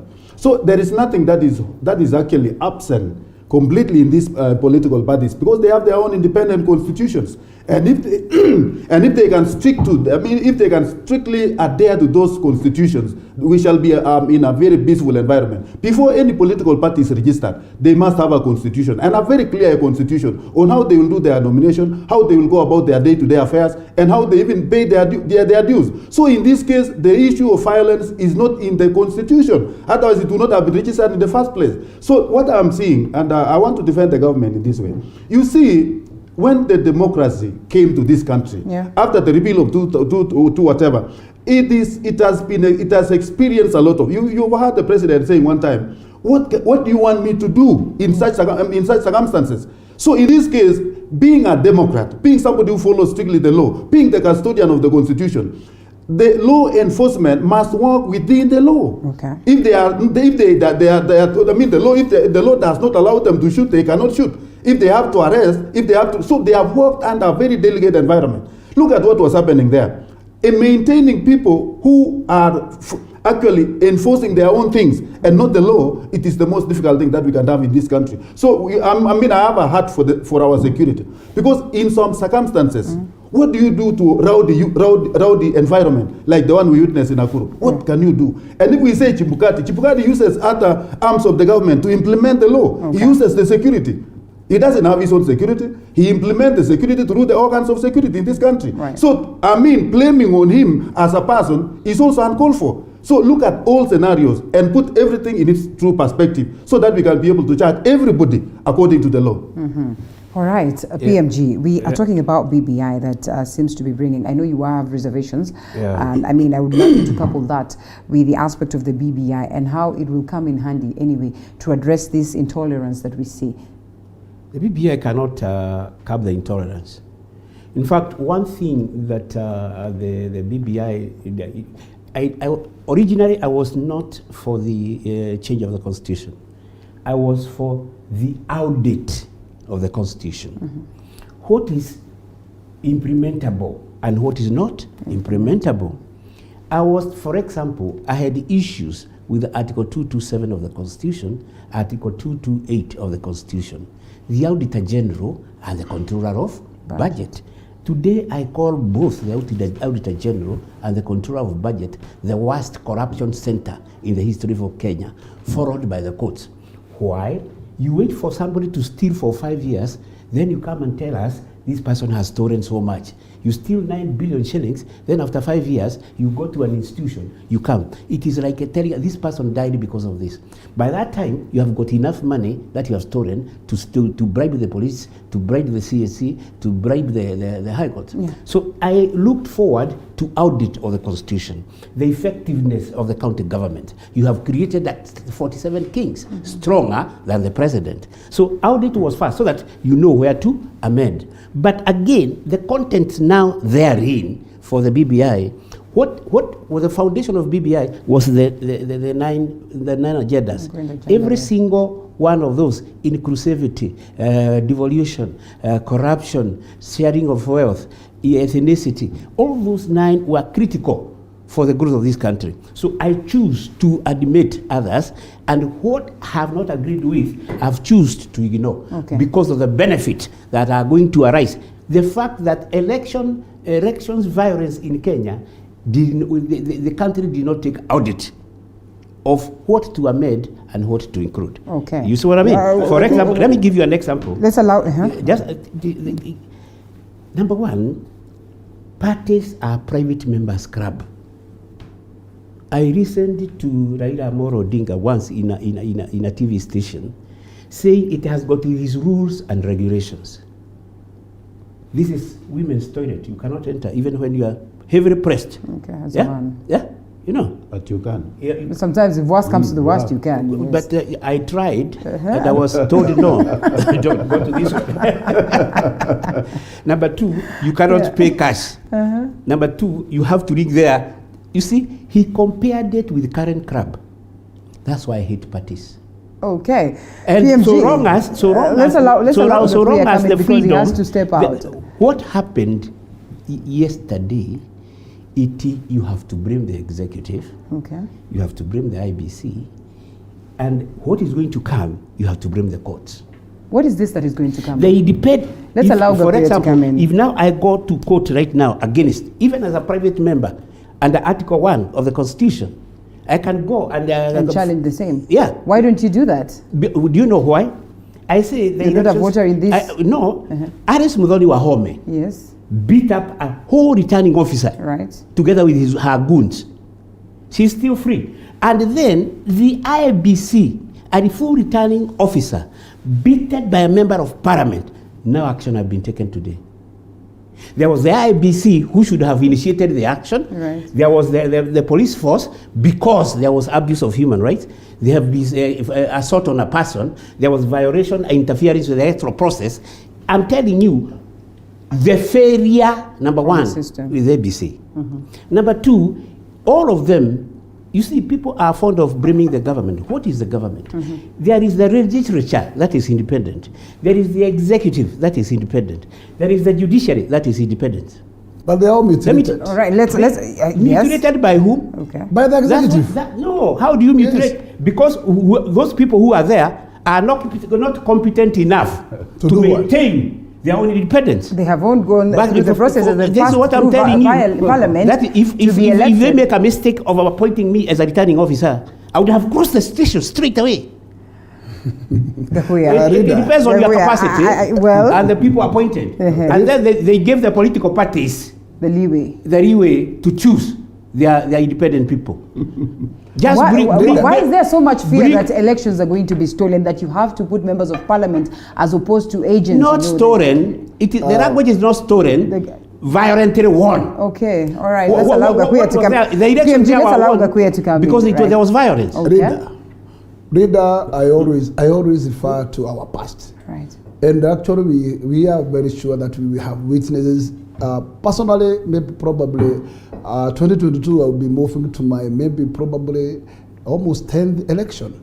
And I can tell you, Leader, that in fact, if there is anything to go by, is during the party nominations, and PMG has talked about it, where the constitution is not mandatory for these parties to seek the supervision or preparing of that particular nominations by the Electoral Commission. Right. One, I am sure that they fear the cost because there's nothing for free. The Electoral Commission cannot come to conduct a nomination for a political party for free. Those staffs have to be paid. Materials have to be paid. And that process is a costly process. We did it during Kebake, and that was back before 2002, as we are coming to 2002 election. And I can tell you, it was a costly exercise. And even by then that the exercise was conducted by the EIBC, actually there were issues. Because one, we started the elections, the process very late, when already the time was almost out. And I can tell you most of the people are rocked from voting. So there's nobody, a human is a human and a human has an error. And therefore, it does not mean that Electoral Commission cannot also have an error. Right. What we require as a nation is surely to move back to what I call unities. Because we're here, what we have lost confidence of our own. That we have no trust with anybody of our own. If you find you find an officer who is an officer from Electoral Commission, you are not very sure and truthful that this person is partial, and therefore is going to conduct an exercise in a very partial way. You always have thought in your mind that this somebody is therefore a particular arrangement. And once we come to trust our institutions, is when we shall be sure of any result. Right. Because once you don't, once you start your journey with the suspect that actually this particular process is a faulty process, at what point will you, unless you win that process, if you are going to fail to win, then you are not going to be convinced that it was a prudent process. And in this particular case, how do you do to the politicians? Yes. Politicians are not going to be at that pocket anytime soon. And whether we are going to have the new order of BBI, where we are going to create 5 number of expansion of executive, it is not going to see anything for sure. And let me tell you, this is just an arrangement of people who are just preparing to write themselves in a grand coalition, just for purposely to win an election come 2022, and nothing short of that. And this is the only idea. It's not for betterment of any single Kenyan, but for a group and clique of politicians who want to align themselves in those particular elements of turbulence and cling to power. If the Kenyans will become wise enough, they will oversee that point, and actually they have to put what we call a caveat before they go to the trap. Number 2, leader. In the experience we have in our election, it is very clear, unless our police forces are not getting orders from the above. Those orders from above are the things that happen, because police officer is a very partial person, and unless when he's been provoked, because when he was provoked by the boss, actually he must side by the boss at the end of the day. And I can tell you for sure, the team that we saw yesterday, the team which has been harassing the UDM candidates campaign, these are people, and this is a team which have been sent purposely to which hand this particular why would there be which hand? What is this thing that this is a party that is barely I can tell you, leader, let me tell you, if actually you are not aware, after the election, the last election from Sabweni, and the winning for the last Naivasha seat in Murang'a, actually, it's like actually we were giving a leeway or a certain direction for the Hasra nation. And how do you stop this Hasra nation? You must stop this Hasra nation with any bang, either whether it is violence, whether it is what, every single interpellation route. And that's what happened. It was decided somewhere that the UDA should not capture any seat. God racks that it took the Nakuru. With all that which is being considered. I am telling you. All right. Let's allow Dr. come in.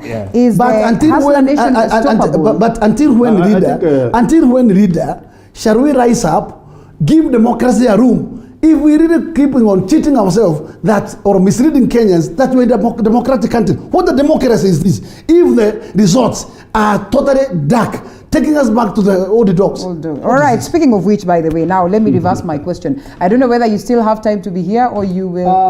You can accuse me leader because of some other aspect, but I can just want to listen to my... Oh, you love to listen to their... Yes, as you react, whether the Hustler Nation is stoppable. I think, Linda, going by experience, what has emboldened, what has made UDA as strong as it is because of the kind of opposition that it is facing from some strong quarters. Okay, so we have whipped sympathy. If it was devoid of the kind of opposition, it would not have been where it is now. Okay. So I think those who are opposed to UDA coming up or progressing are actually building the UDA in a very strong way, because people are asking, why is it that this UDA is actually targeted? Why is it so? Those whys actually makes people to understand more about the UDA. So to me, I think they should not stop opposing UDA if the UDA is to prosper. Okay. I think that is my part. But just what is UDA bringing to the people, honestly? These are the people who've been there. Deputy President William Ruto himself, who's not declared that he's the party leader of ODA or part of UDA, but then again, we know that his foot soldiers are the runners of this particular party. They're the same people we've had, not much of development, not much of progress. So what are the likelihoods? I think, Linda, what you should know, William Samoei Ruto is not the president of the Republic of Kenya. Yes, he's not. He's just, so you want to say that he is not. He is just a deputy president. If you can put it in a more, he has no say. Way, he supports the president. Yes. And the powers that he is using are delegated powers. Remember, when I'm speaking about the deputy president, Daktari, when I am speaking about these are parliament. Listen. Yes, that's why it's not parliament. Listen, let me just explain. Because that is what the constitution says. The president is not he's not the Senate where the laws are made, and he's not the president. Let me tell you something funny. No, allow him to finish first. Allow him to finish, and then you will react. And remember, Daktari, let me tell you. Let me tell you. I'm not opposed to PPI. Yes. What I'm only more concerned is the practicability of the PPI. When you tell me, listen, my friend. When you talk about when you say 9-point program. I'll revisit what you were saying. 9 points. I'll show you. Where did these 9 points came from? It came from 2 individuals who discussed in a boardroom, and they agreed that let us take it to the people. So there is now listen. The reason why the PPI is not experiencing the kind of support that it is supposed to be, it is because it was coming from up down. No.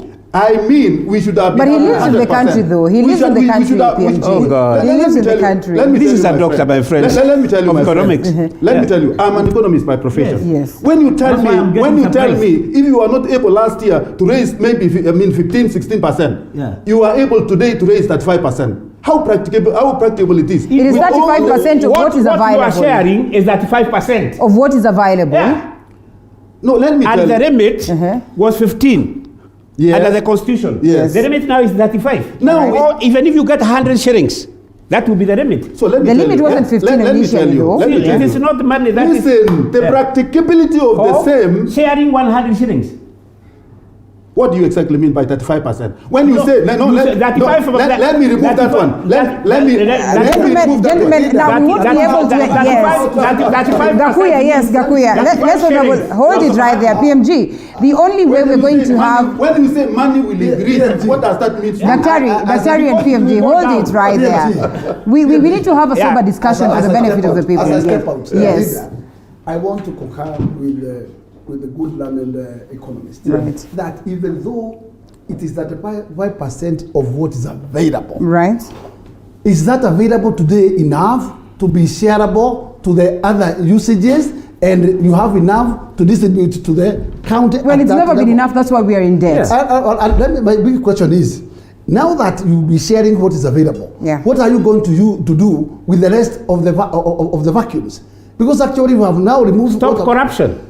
Bring mechanisms. BBI has. Yeah, it has already. That will be instrumental. Of course, that will work. BBI has talked. Do you know how successful was? This man has. But this how successful was Kibaki anyway. Let the BMG tell us.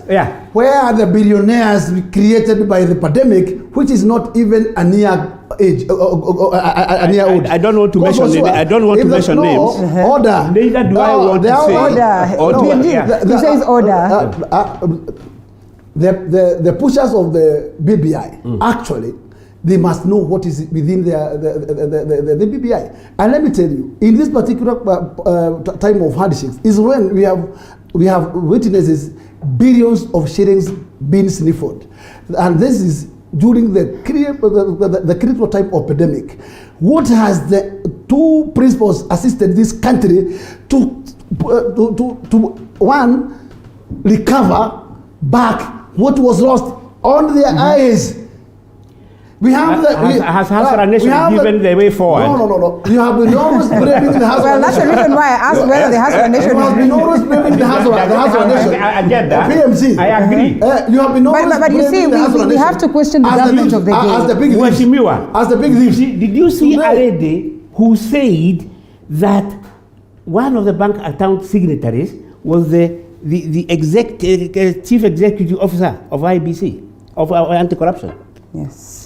Did you see the former? Yeah. Halake Wako. Yeah. Did you see others associated across the board? Let me ask you something. And where is the law?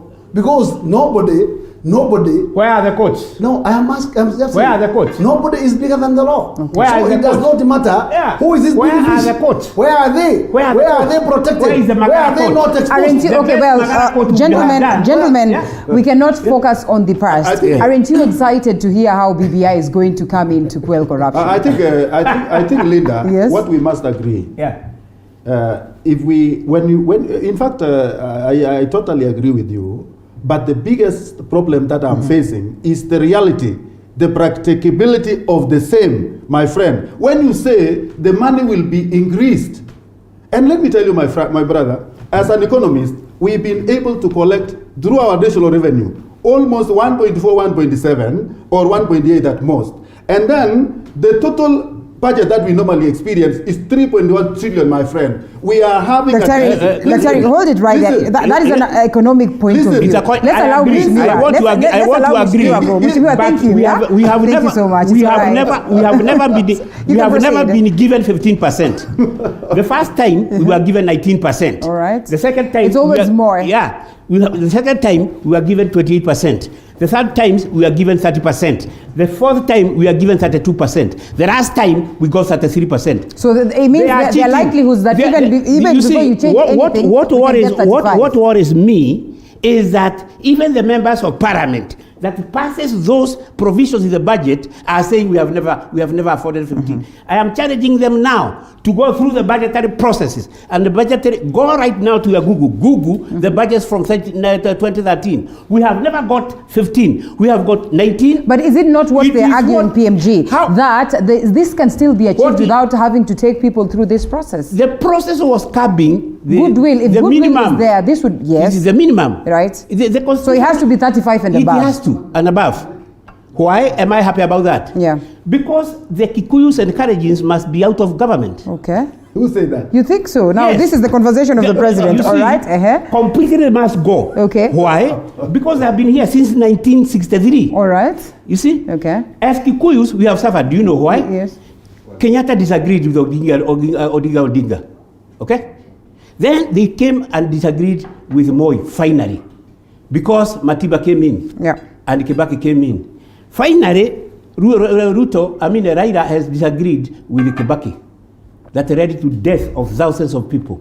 Finally, here we have Ruto and Uhuru. Let them step aside now. And Raila, let them have new sober minds. That cannot still terminate from the same communities. I am saying, where are the other communities? Is it so? Should we have this conversation in that direction? That's why I agree. Okay. I agree heavily with Ruto when he says this country cannot be run by two people, by two groups. And is it happening that way because there's a strong contender in no, it's not a strong contender. It is political dominance. Awards, all right. This is a tribal country. Okay. Yeah. Whether we like it or not. Whether we like it, Turkana. But is it not what we're trying to run away from? You go talk about nationalism to Turkana or Masai. Okay. Yeah. They'll beat you with the stones. All right. Let's Let's listen to what it is. So that you must, it is not even about sharing of wealth that counts. It is the psychological, spiritual, emotional realization we are in the government. So, it is not what people think. But what BBI have done is to bring a lot of inclusivity, a lot of sharing of resources, a lot of ethnicity tolerance. Okay. Ethnic tolerance can be curbed through sharing of resources. That's why I say, as a community myself, I want to be called a tribalist myself. Okay. I love it to be called a tribalist. My tribe must be secure in a government that is going to come. Don't you always say that when you have your man at the top of the hand, then your tribe is secured? That's why one man, one vote, one shilling. Do you know what has come near to that? It is combination of Article 203 and Article 43. Okay. The current Article 203 talks about equity and equality of the national resources. Then it creates marginalized groups. And in Kandara, there are marginalized people. They are poor people. They are people who can never earn 50 shillings per day. So they are marginalized, but you take Northeastern, you give money to Northeastern when their cows die. Why don't you give us money when our maize gets... Yeah? All right, well, that's an interesting one. Let's allow Dr. Harry to jump in. I don't know how practical that is, and I don't know how fair it would. Because you see what the BBI have provided for, it is combination both of 203 and 43. Article 43 talks about every right, economic and social. Right. Economic and social.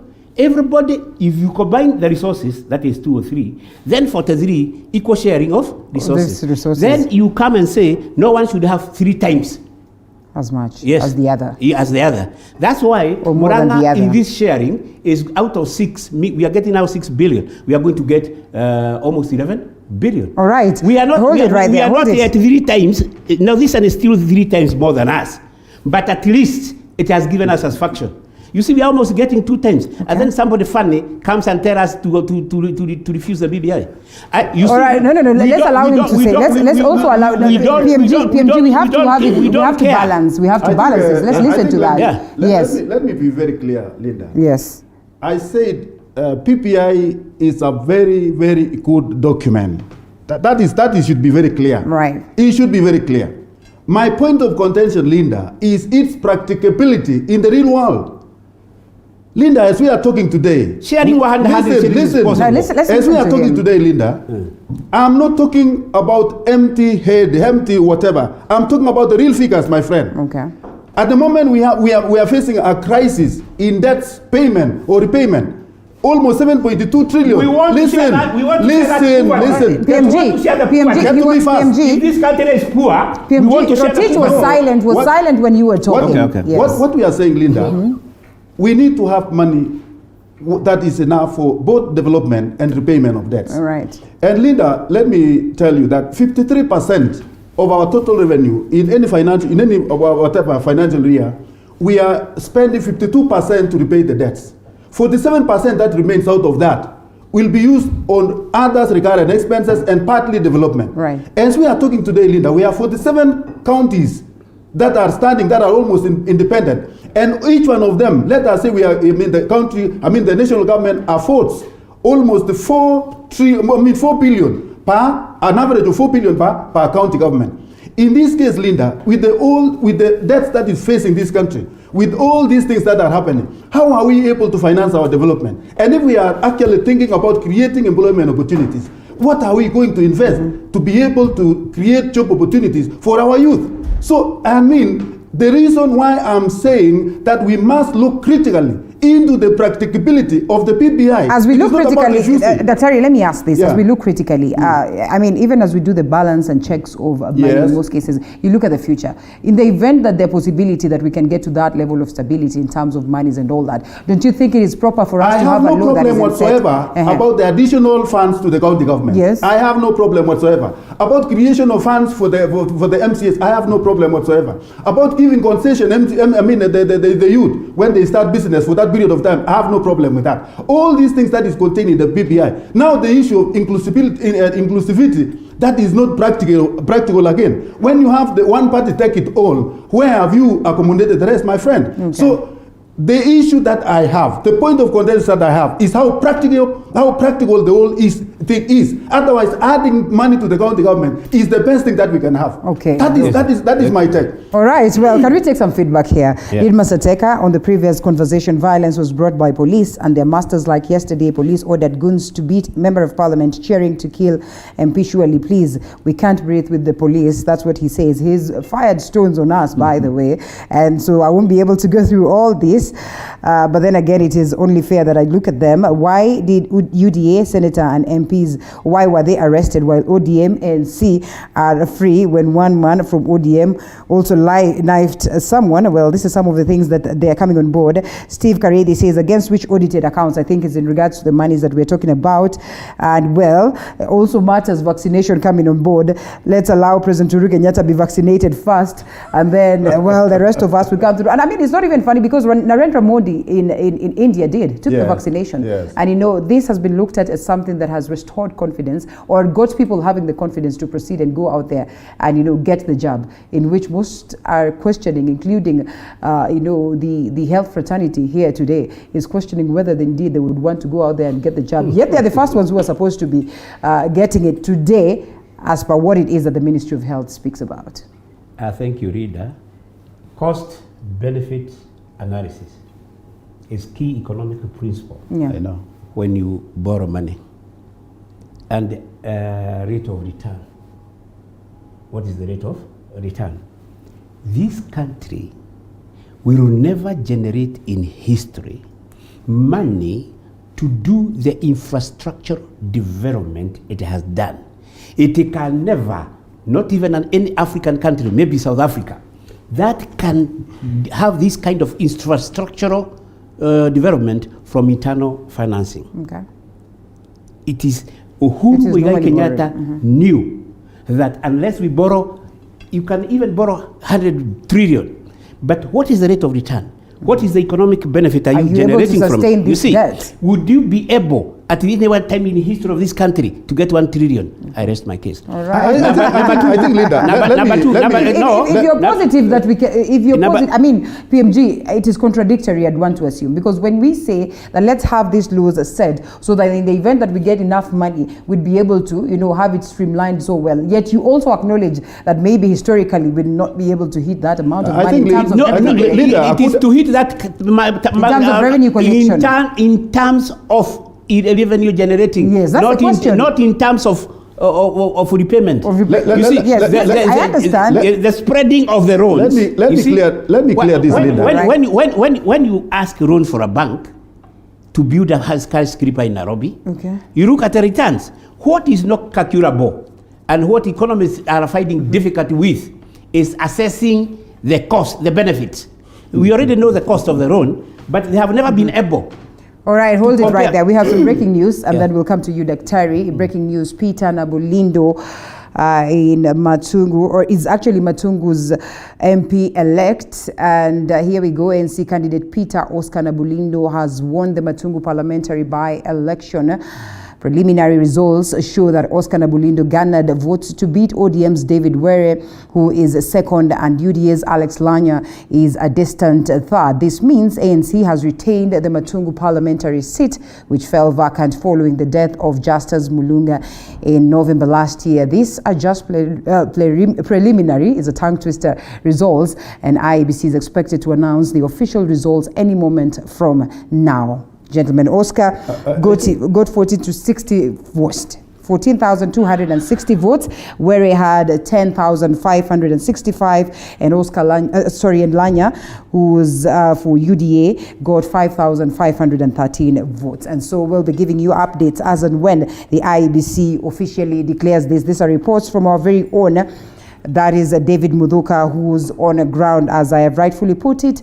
Officially, ANC candidate Peter Oscar Nabulindo has won the Matungu parliamentary by-election. Preliminary results show that Oscar Nabulindo garnered 14,260 votes to beat ODM's David Were, who is second, and UDA's Alex Lanya is a distance that. This means that ANC has retained the Matungu parliamentary seat, which fell vacant following the death of Justus Mulunga in November last year. These are just preliminary results, and IEBC, as I have said, is expected to give the official announcements or the results any moment from now. Remember, Nabulindo garnered 14,260 and Were 10,565, Lanya 5,513. We'll be coming back to that as we have our reporter David Muthuka following up closely to give us more updates. Back to the conversation and to you, Doctor.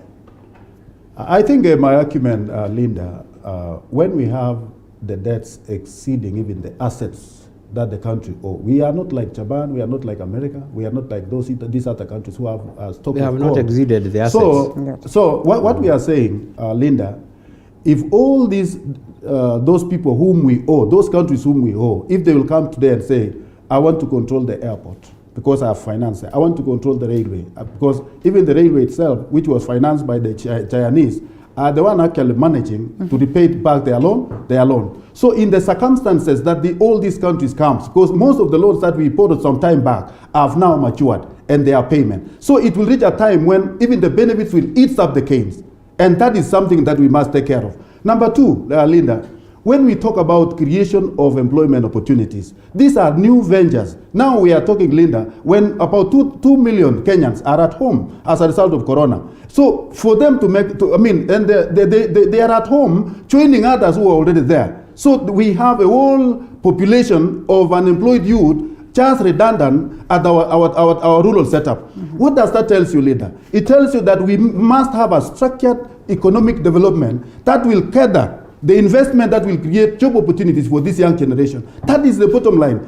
And as he is saying, we cannot borrow the loan indefinitely. That is why the government is now trying to restructure, to renegotiate about the loan that they took, maybe to have an additional time. If it was within the short term, whatever, they have now to extend the time to be able to pay and at the same time sustaining itself. So my friend, there is no way we can say we can borrow indefinitely. It cannot work in any civilized government. Okay. Number two, Linda, we also have to know that we have a country that is developing. We are calling ourselves the developing nations. That means we have to justify, now we have health issues actually facing the country, that the part of these economic gains will just go there. So, and then again, Linda, what is eating up, or what is actually, a concern that is we have? The initial loan that the government actually took, much of it was commercial loans. The interest rates were so high. And recently now that they are now diverted to the World Bank, IMF, and these other organizations, they come with their own conditions. Restructuring the economy. Restructuring the economy actually lead to retrenchment, which means it will further aggravate the kind of economic status that Kenyans are enjoying today. Yeah. So in a nutshell, Linda, we are heading for hard economic times. And even some of the things that we are eyeing to achieve as a country, it will be the most difficult. And I want to tell you, Linda, whoever will win in 2022 as the president, he will be facing enormous tasks to manage this country. The kind of open-ups, now you are talking about the 35% being disseminated to our counties. You talk about all these increments that has been made and the promises. Creation of new avenues or opportunities like the position of Prime Minister in this lineup. Now, my friend, this is an additional debt that we are actually facing. So we need to scale down. We need to scale down we need to scale down our cost. And the only way to scale down our cost is to reduce, imagine, Linda, from 300 of the kind of cost to 650. How can you manage an expanded parliamentary representations? How can you manage it? If you are able to, if you can maintain a member of parliament, a single member of parliament, at the cost of 50 million or over 50 million, right. Where are you going to accommodate? Where are you going to get the resources to accommodate all this expanded manpower? Okay, as we come to a close. I am happy today I'm with an economist. Right. It gives me a lot of encouragement. The all over the world, the remit of recurrent expenditure is 55%. All over, you must not, you see, you are supposed to use over and above what you are getting, the minimum of 55%. Yet, 45% must go for developmental expenditure. And there is a remit of this recurrent expenditure, which should be something like 70%. So the biggest question is, have we reached the remit of the recurrent expenditure? Let me tell you, just 1 minute, just to correct something. I have to finish because you finished. Okay. Make it brief. Yeah. Then the other most important thing, I talked about the rate of return. The reason why the Brestone Institute and other donors would like to fund is because they have assessed the cost. Risk. Why would you give money to somebody who will not? Use a risk. Yeah. So what is the reason or the rationale that made you give the money? You cannot continue telling us here that the World Bank are foolish. The assessment of returns, the country's stability and the country's development is key. The rate of economic growth, the rate of stability in political, those are issues. They are conditions that must be met for you to get an international loan. I must believe they have been met. I think... Just a moment. Number two, it's very critical to tell the people of Kenya reasoning to us. What Hasra Nation has talked about is actually in the BBI. Everything that has been talked to by the Hasra and by the Deputy President himself is in the BBI. That's why people must look very closely at 11A. Because that was the bill. He loved it most. Why? It talks about the economic generation, the areas of economic weaknesses, the areas where you can develop the informal sector. I am passionate also with the economy. I once told you here now that 14%, 14 million people now are in the formal sector, what you call Hasra Nation. 14 million people contribute 40% of GDP. 14 million people employ, those are statistics of the government. 14 million, those industry employs 9 people, while the government and the industrial sector employ 1 person. What am I telling you? Increase the resources to the informal sector. I am telling the members of parliament from Tanga, get out of funerals, get out of churches, go to parliament. Instead of borrowing 1 trillion to build roads, borrow 1 trillion to give to the informal sector. Why are you a member of parliament and you are allowing onions to come from Tanzania? Why are you? Gakuya was here. He would have told you what he's constantly told me. They are not allowed. Even the debates they make. They have never have. I have gone to parliament. I've already written a 15-point agenda. Yes. Telling members of parliament what to discuss in parliament. Under Article 119 of the Constitution. Yes. I'm saying you cannot talk about promotion of informal sector when you allow somebody from Tanzania to sell onions. Let's drop that subject for another day. You cannot stop let's put it to a close. It is hypocrisy. Okay, let's put it to a close. Hypocrisy, make it brief. Hypocrisy to accuse the president when you can go to parliament and do what he's saying. I think what's happening, Linda, yes. I long for a day when the recurrent expenses will cost us only 30% of our national revenue that we collect in every 30%, so that we have got 70% going to development. Yes. That is the only way we can be sure of development. After what investment? Listen to me. After what borrowing? When we talk about excessive borrowing, we may not be, it will reach a level whereby we shall only be paying the debts and not development. Excessive borrowing? Because the international standards talks about the remit of. Let me tell you, the IMF condition that they have given us, maybe part of it, I don't know, maybe part of it, as exactly did before, was to restructure our kind of... Why are they continuing to give us money? Gentlemen. That is loan, my friend. All right. It is not free money. We have to put it to a close. They are creating money. How do you give money to a drunkard? Let me tell you. Let me ask you something. If Kenya, we are so careless, that we only drink the loans, why should the bank continue giving us loans? They should not be. There is something that is happening in Kenya. There is certain economic value internationally. Let me borrow your That's leaf. what we are doing. Let me borrow your leaf. Yeah. Can you be stable economically when you see the Chinese are the one managing the railway because they build? I want Listen. I want them to listen. manage. I don't care. Listen to me. If you cannot help me as a member of parliament, Is that I would ours? rather have a It Chinese is not coming ours. here. What is wrong with you? All right, we are closing it down. If Gentlemen, I can get thank you. hospitals and get roads. Thank you and get so schools, much. I would rather have them.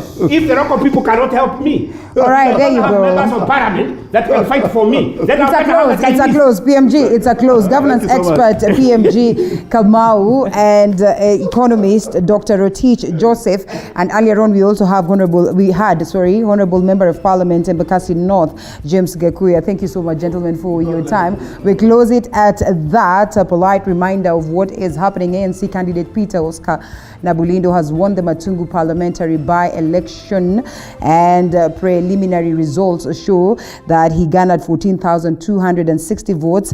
Coming second, David Were of ODM with 10,565, and Lanya that is UDA with 5,513. And also what we got in regards to reports earlier on in the morning from our very own reporters on ground in Kabuchai, Majimbo Kalasinga, or Joseph, has also been the winner, has been declared the winner of this particular poll that played out. That is for for the Kenya candidate. And also in this other sides, Malak Matara of ODM wins Kisii Kiamukama ward seat with about 1,907 votes. And in Wasingishu, Lucy Chombar of Jubilee wins Huruma MCA seat with 2,498. Virginia Wamaitha of Jubilee wins Healthgate MCA seat after getting 3,955. These results still trickling in. We'll be giving you updates of the same as and when they hit our that is our editorial desk. And so keep it right here because we still have more coming your way. Remember, it is Friday, and today we themed it Reggae Edition as we pay tribute to the reggae legend that is Bunny Wailer. We'll be leaving you with this inspiration. Remember, we also have cakes from Valentine's Cake House, and so keep texting us or keep interacting with us. We'll be telling you who will be the winner of the cake voucher courtesy of Valentine's Cake House. If you have a birthday, there you go. If you think you have something that is worth celebrating, say, graduation ceremony, baby showers, you want to celebrate your friend, your loved one, I got you covered because I'll be awarding you that cake before we get to close this show. And so I'll leave you with this inspiration as we take a quick breather and get to a different conversation altogether as we enjoy some bits.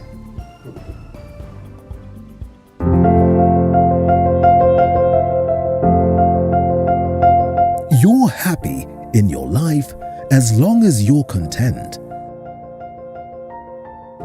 Just believe in yourself and dream big.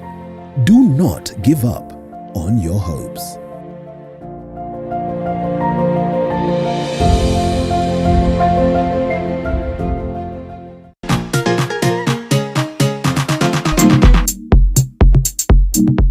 Only the wearer knows where it pinches the most. Soil fertility, proper temperature, water are just some of the factors needed to make that crop germinate. And for that animal, adequate feeds and healthy conditions is what they need. Kilimo Diaries takes you to different farmers, markets, and processing companies and have you fully equipped for that agriculture venture. Kilimo Diaries, every Sunday at 7:30 p.m.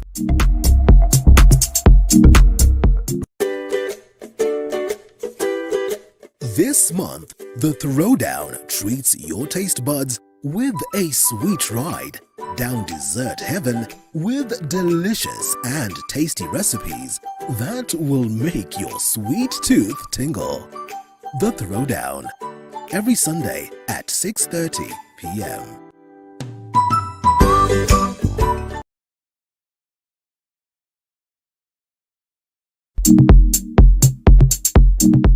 Only the wearer knows where it pinches the most. Soil fertility, proper temperature, water are just some of the factors needed to make that crop germinate.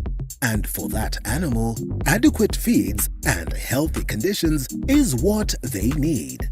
Kilimo Diaries takes you to different farmers, markets, and processing companies and have you fully equipped for that agriculture venture. Kilimo Diaries, every Sunday at 7:30 p.m.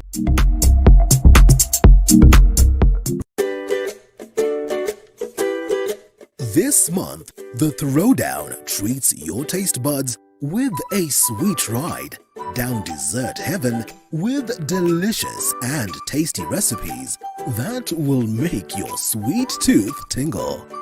The Throwdown, every Sunday at 6:30 p.m.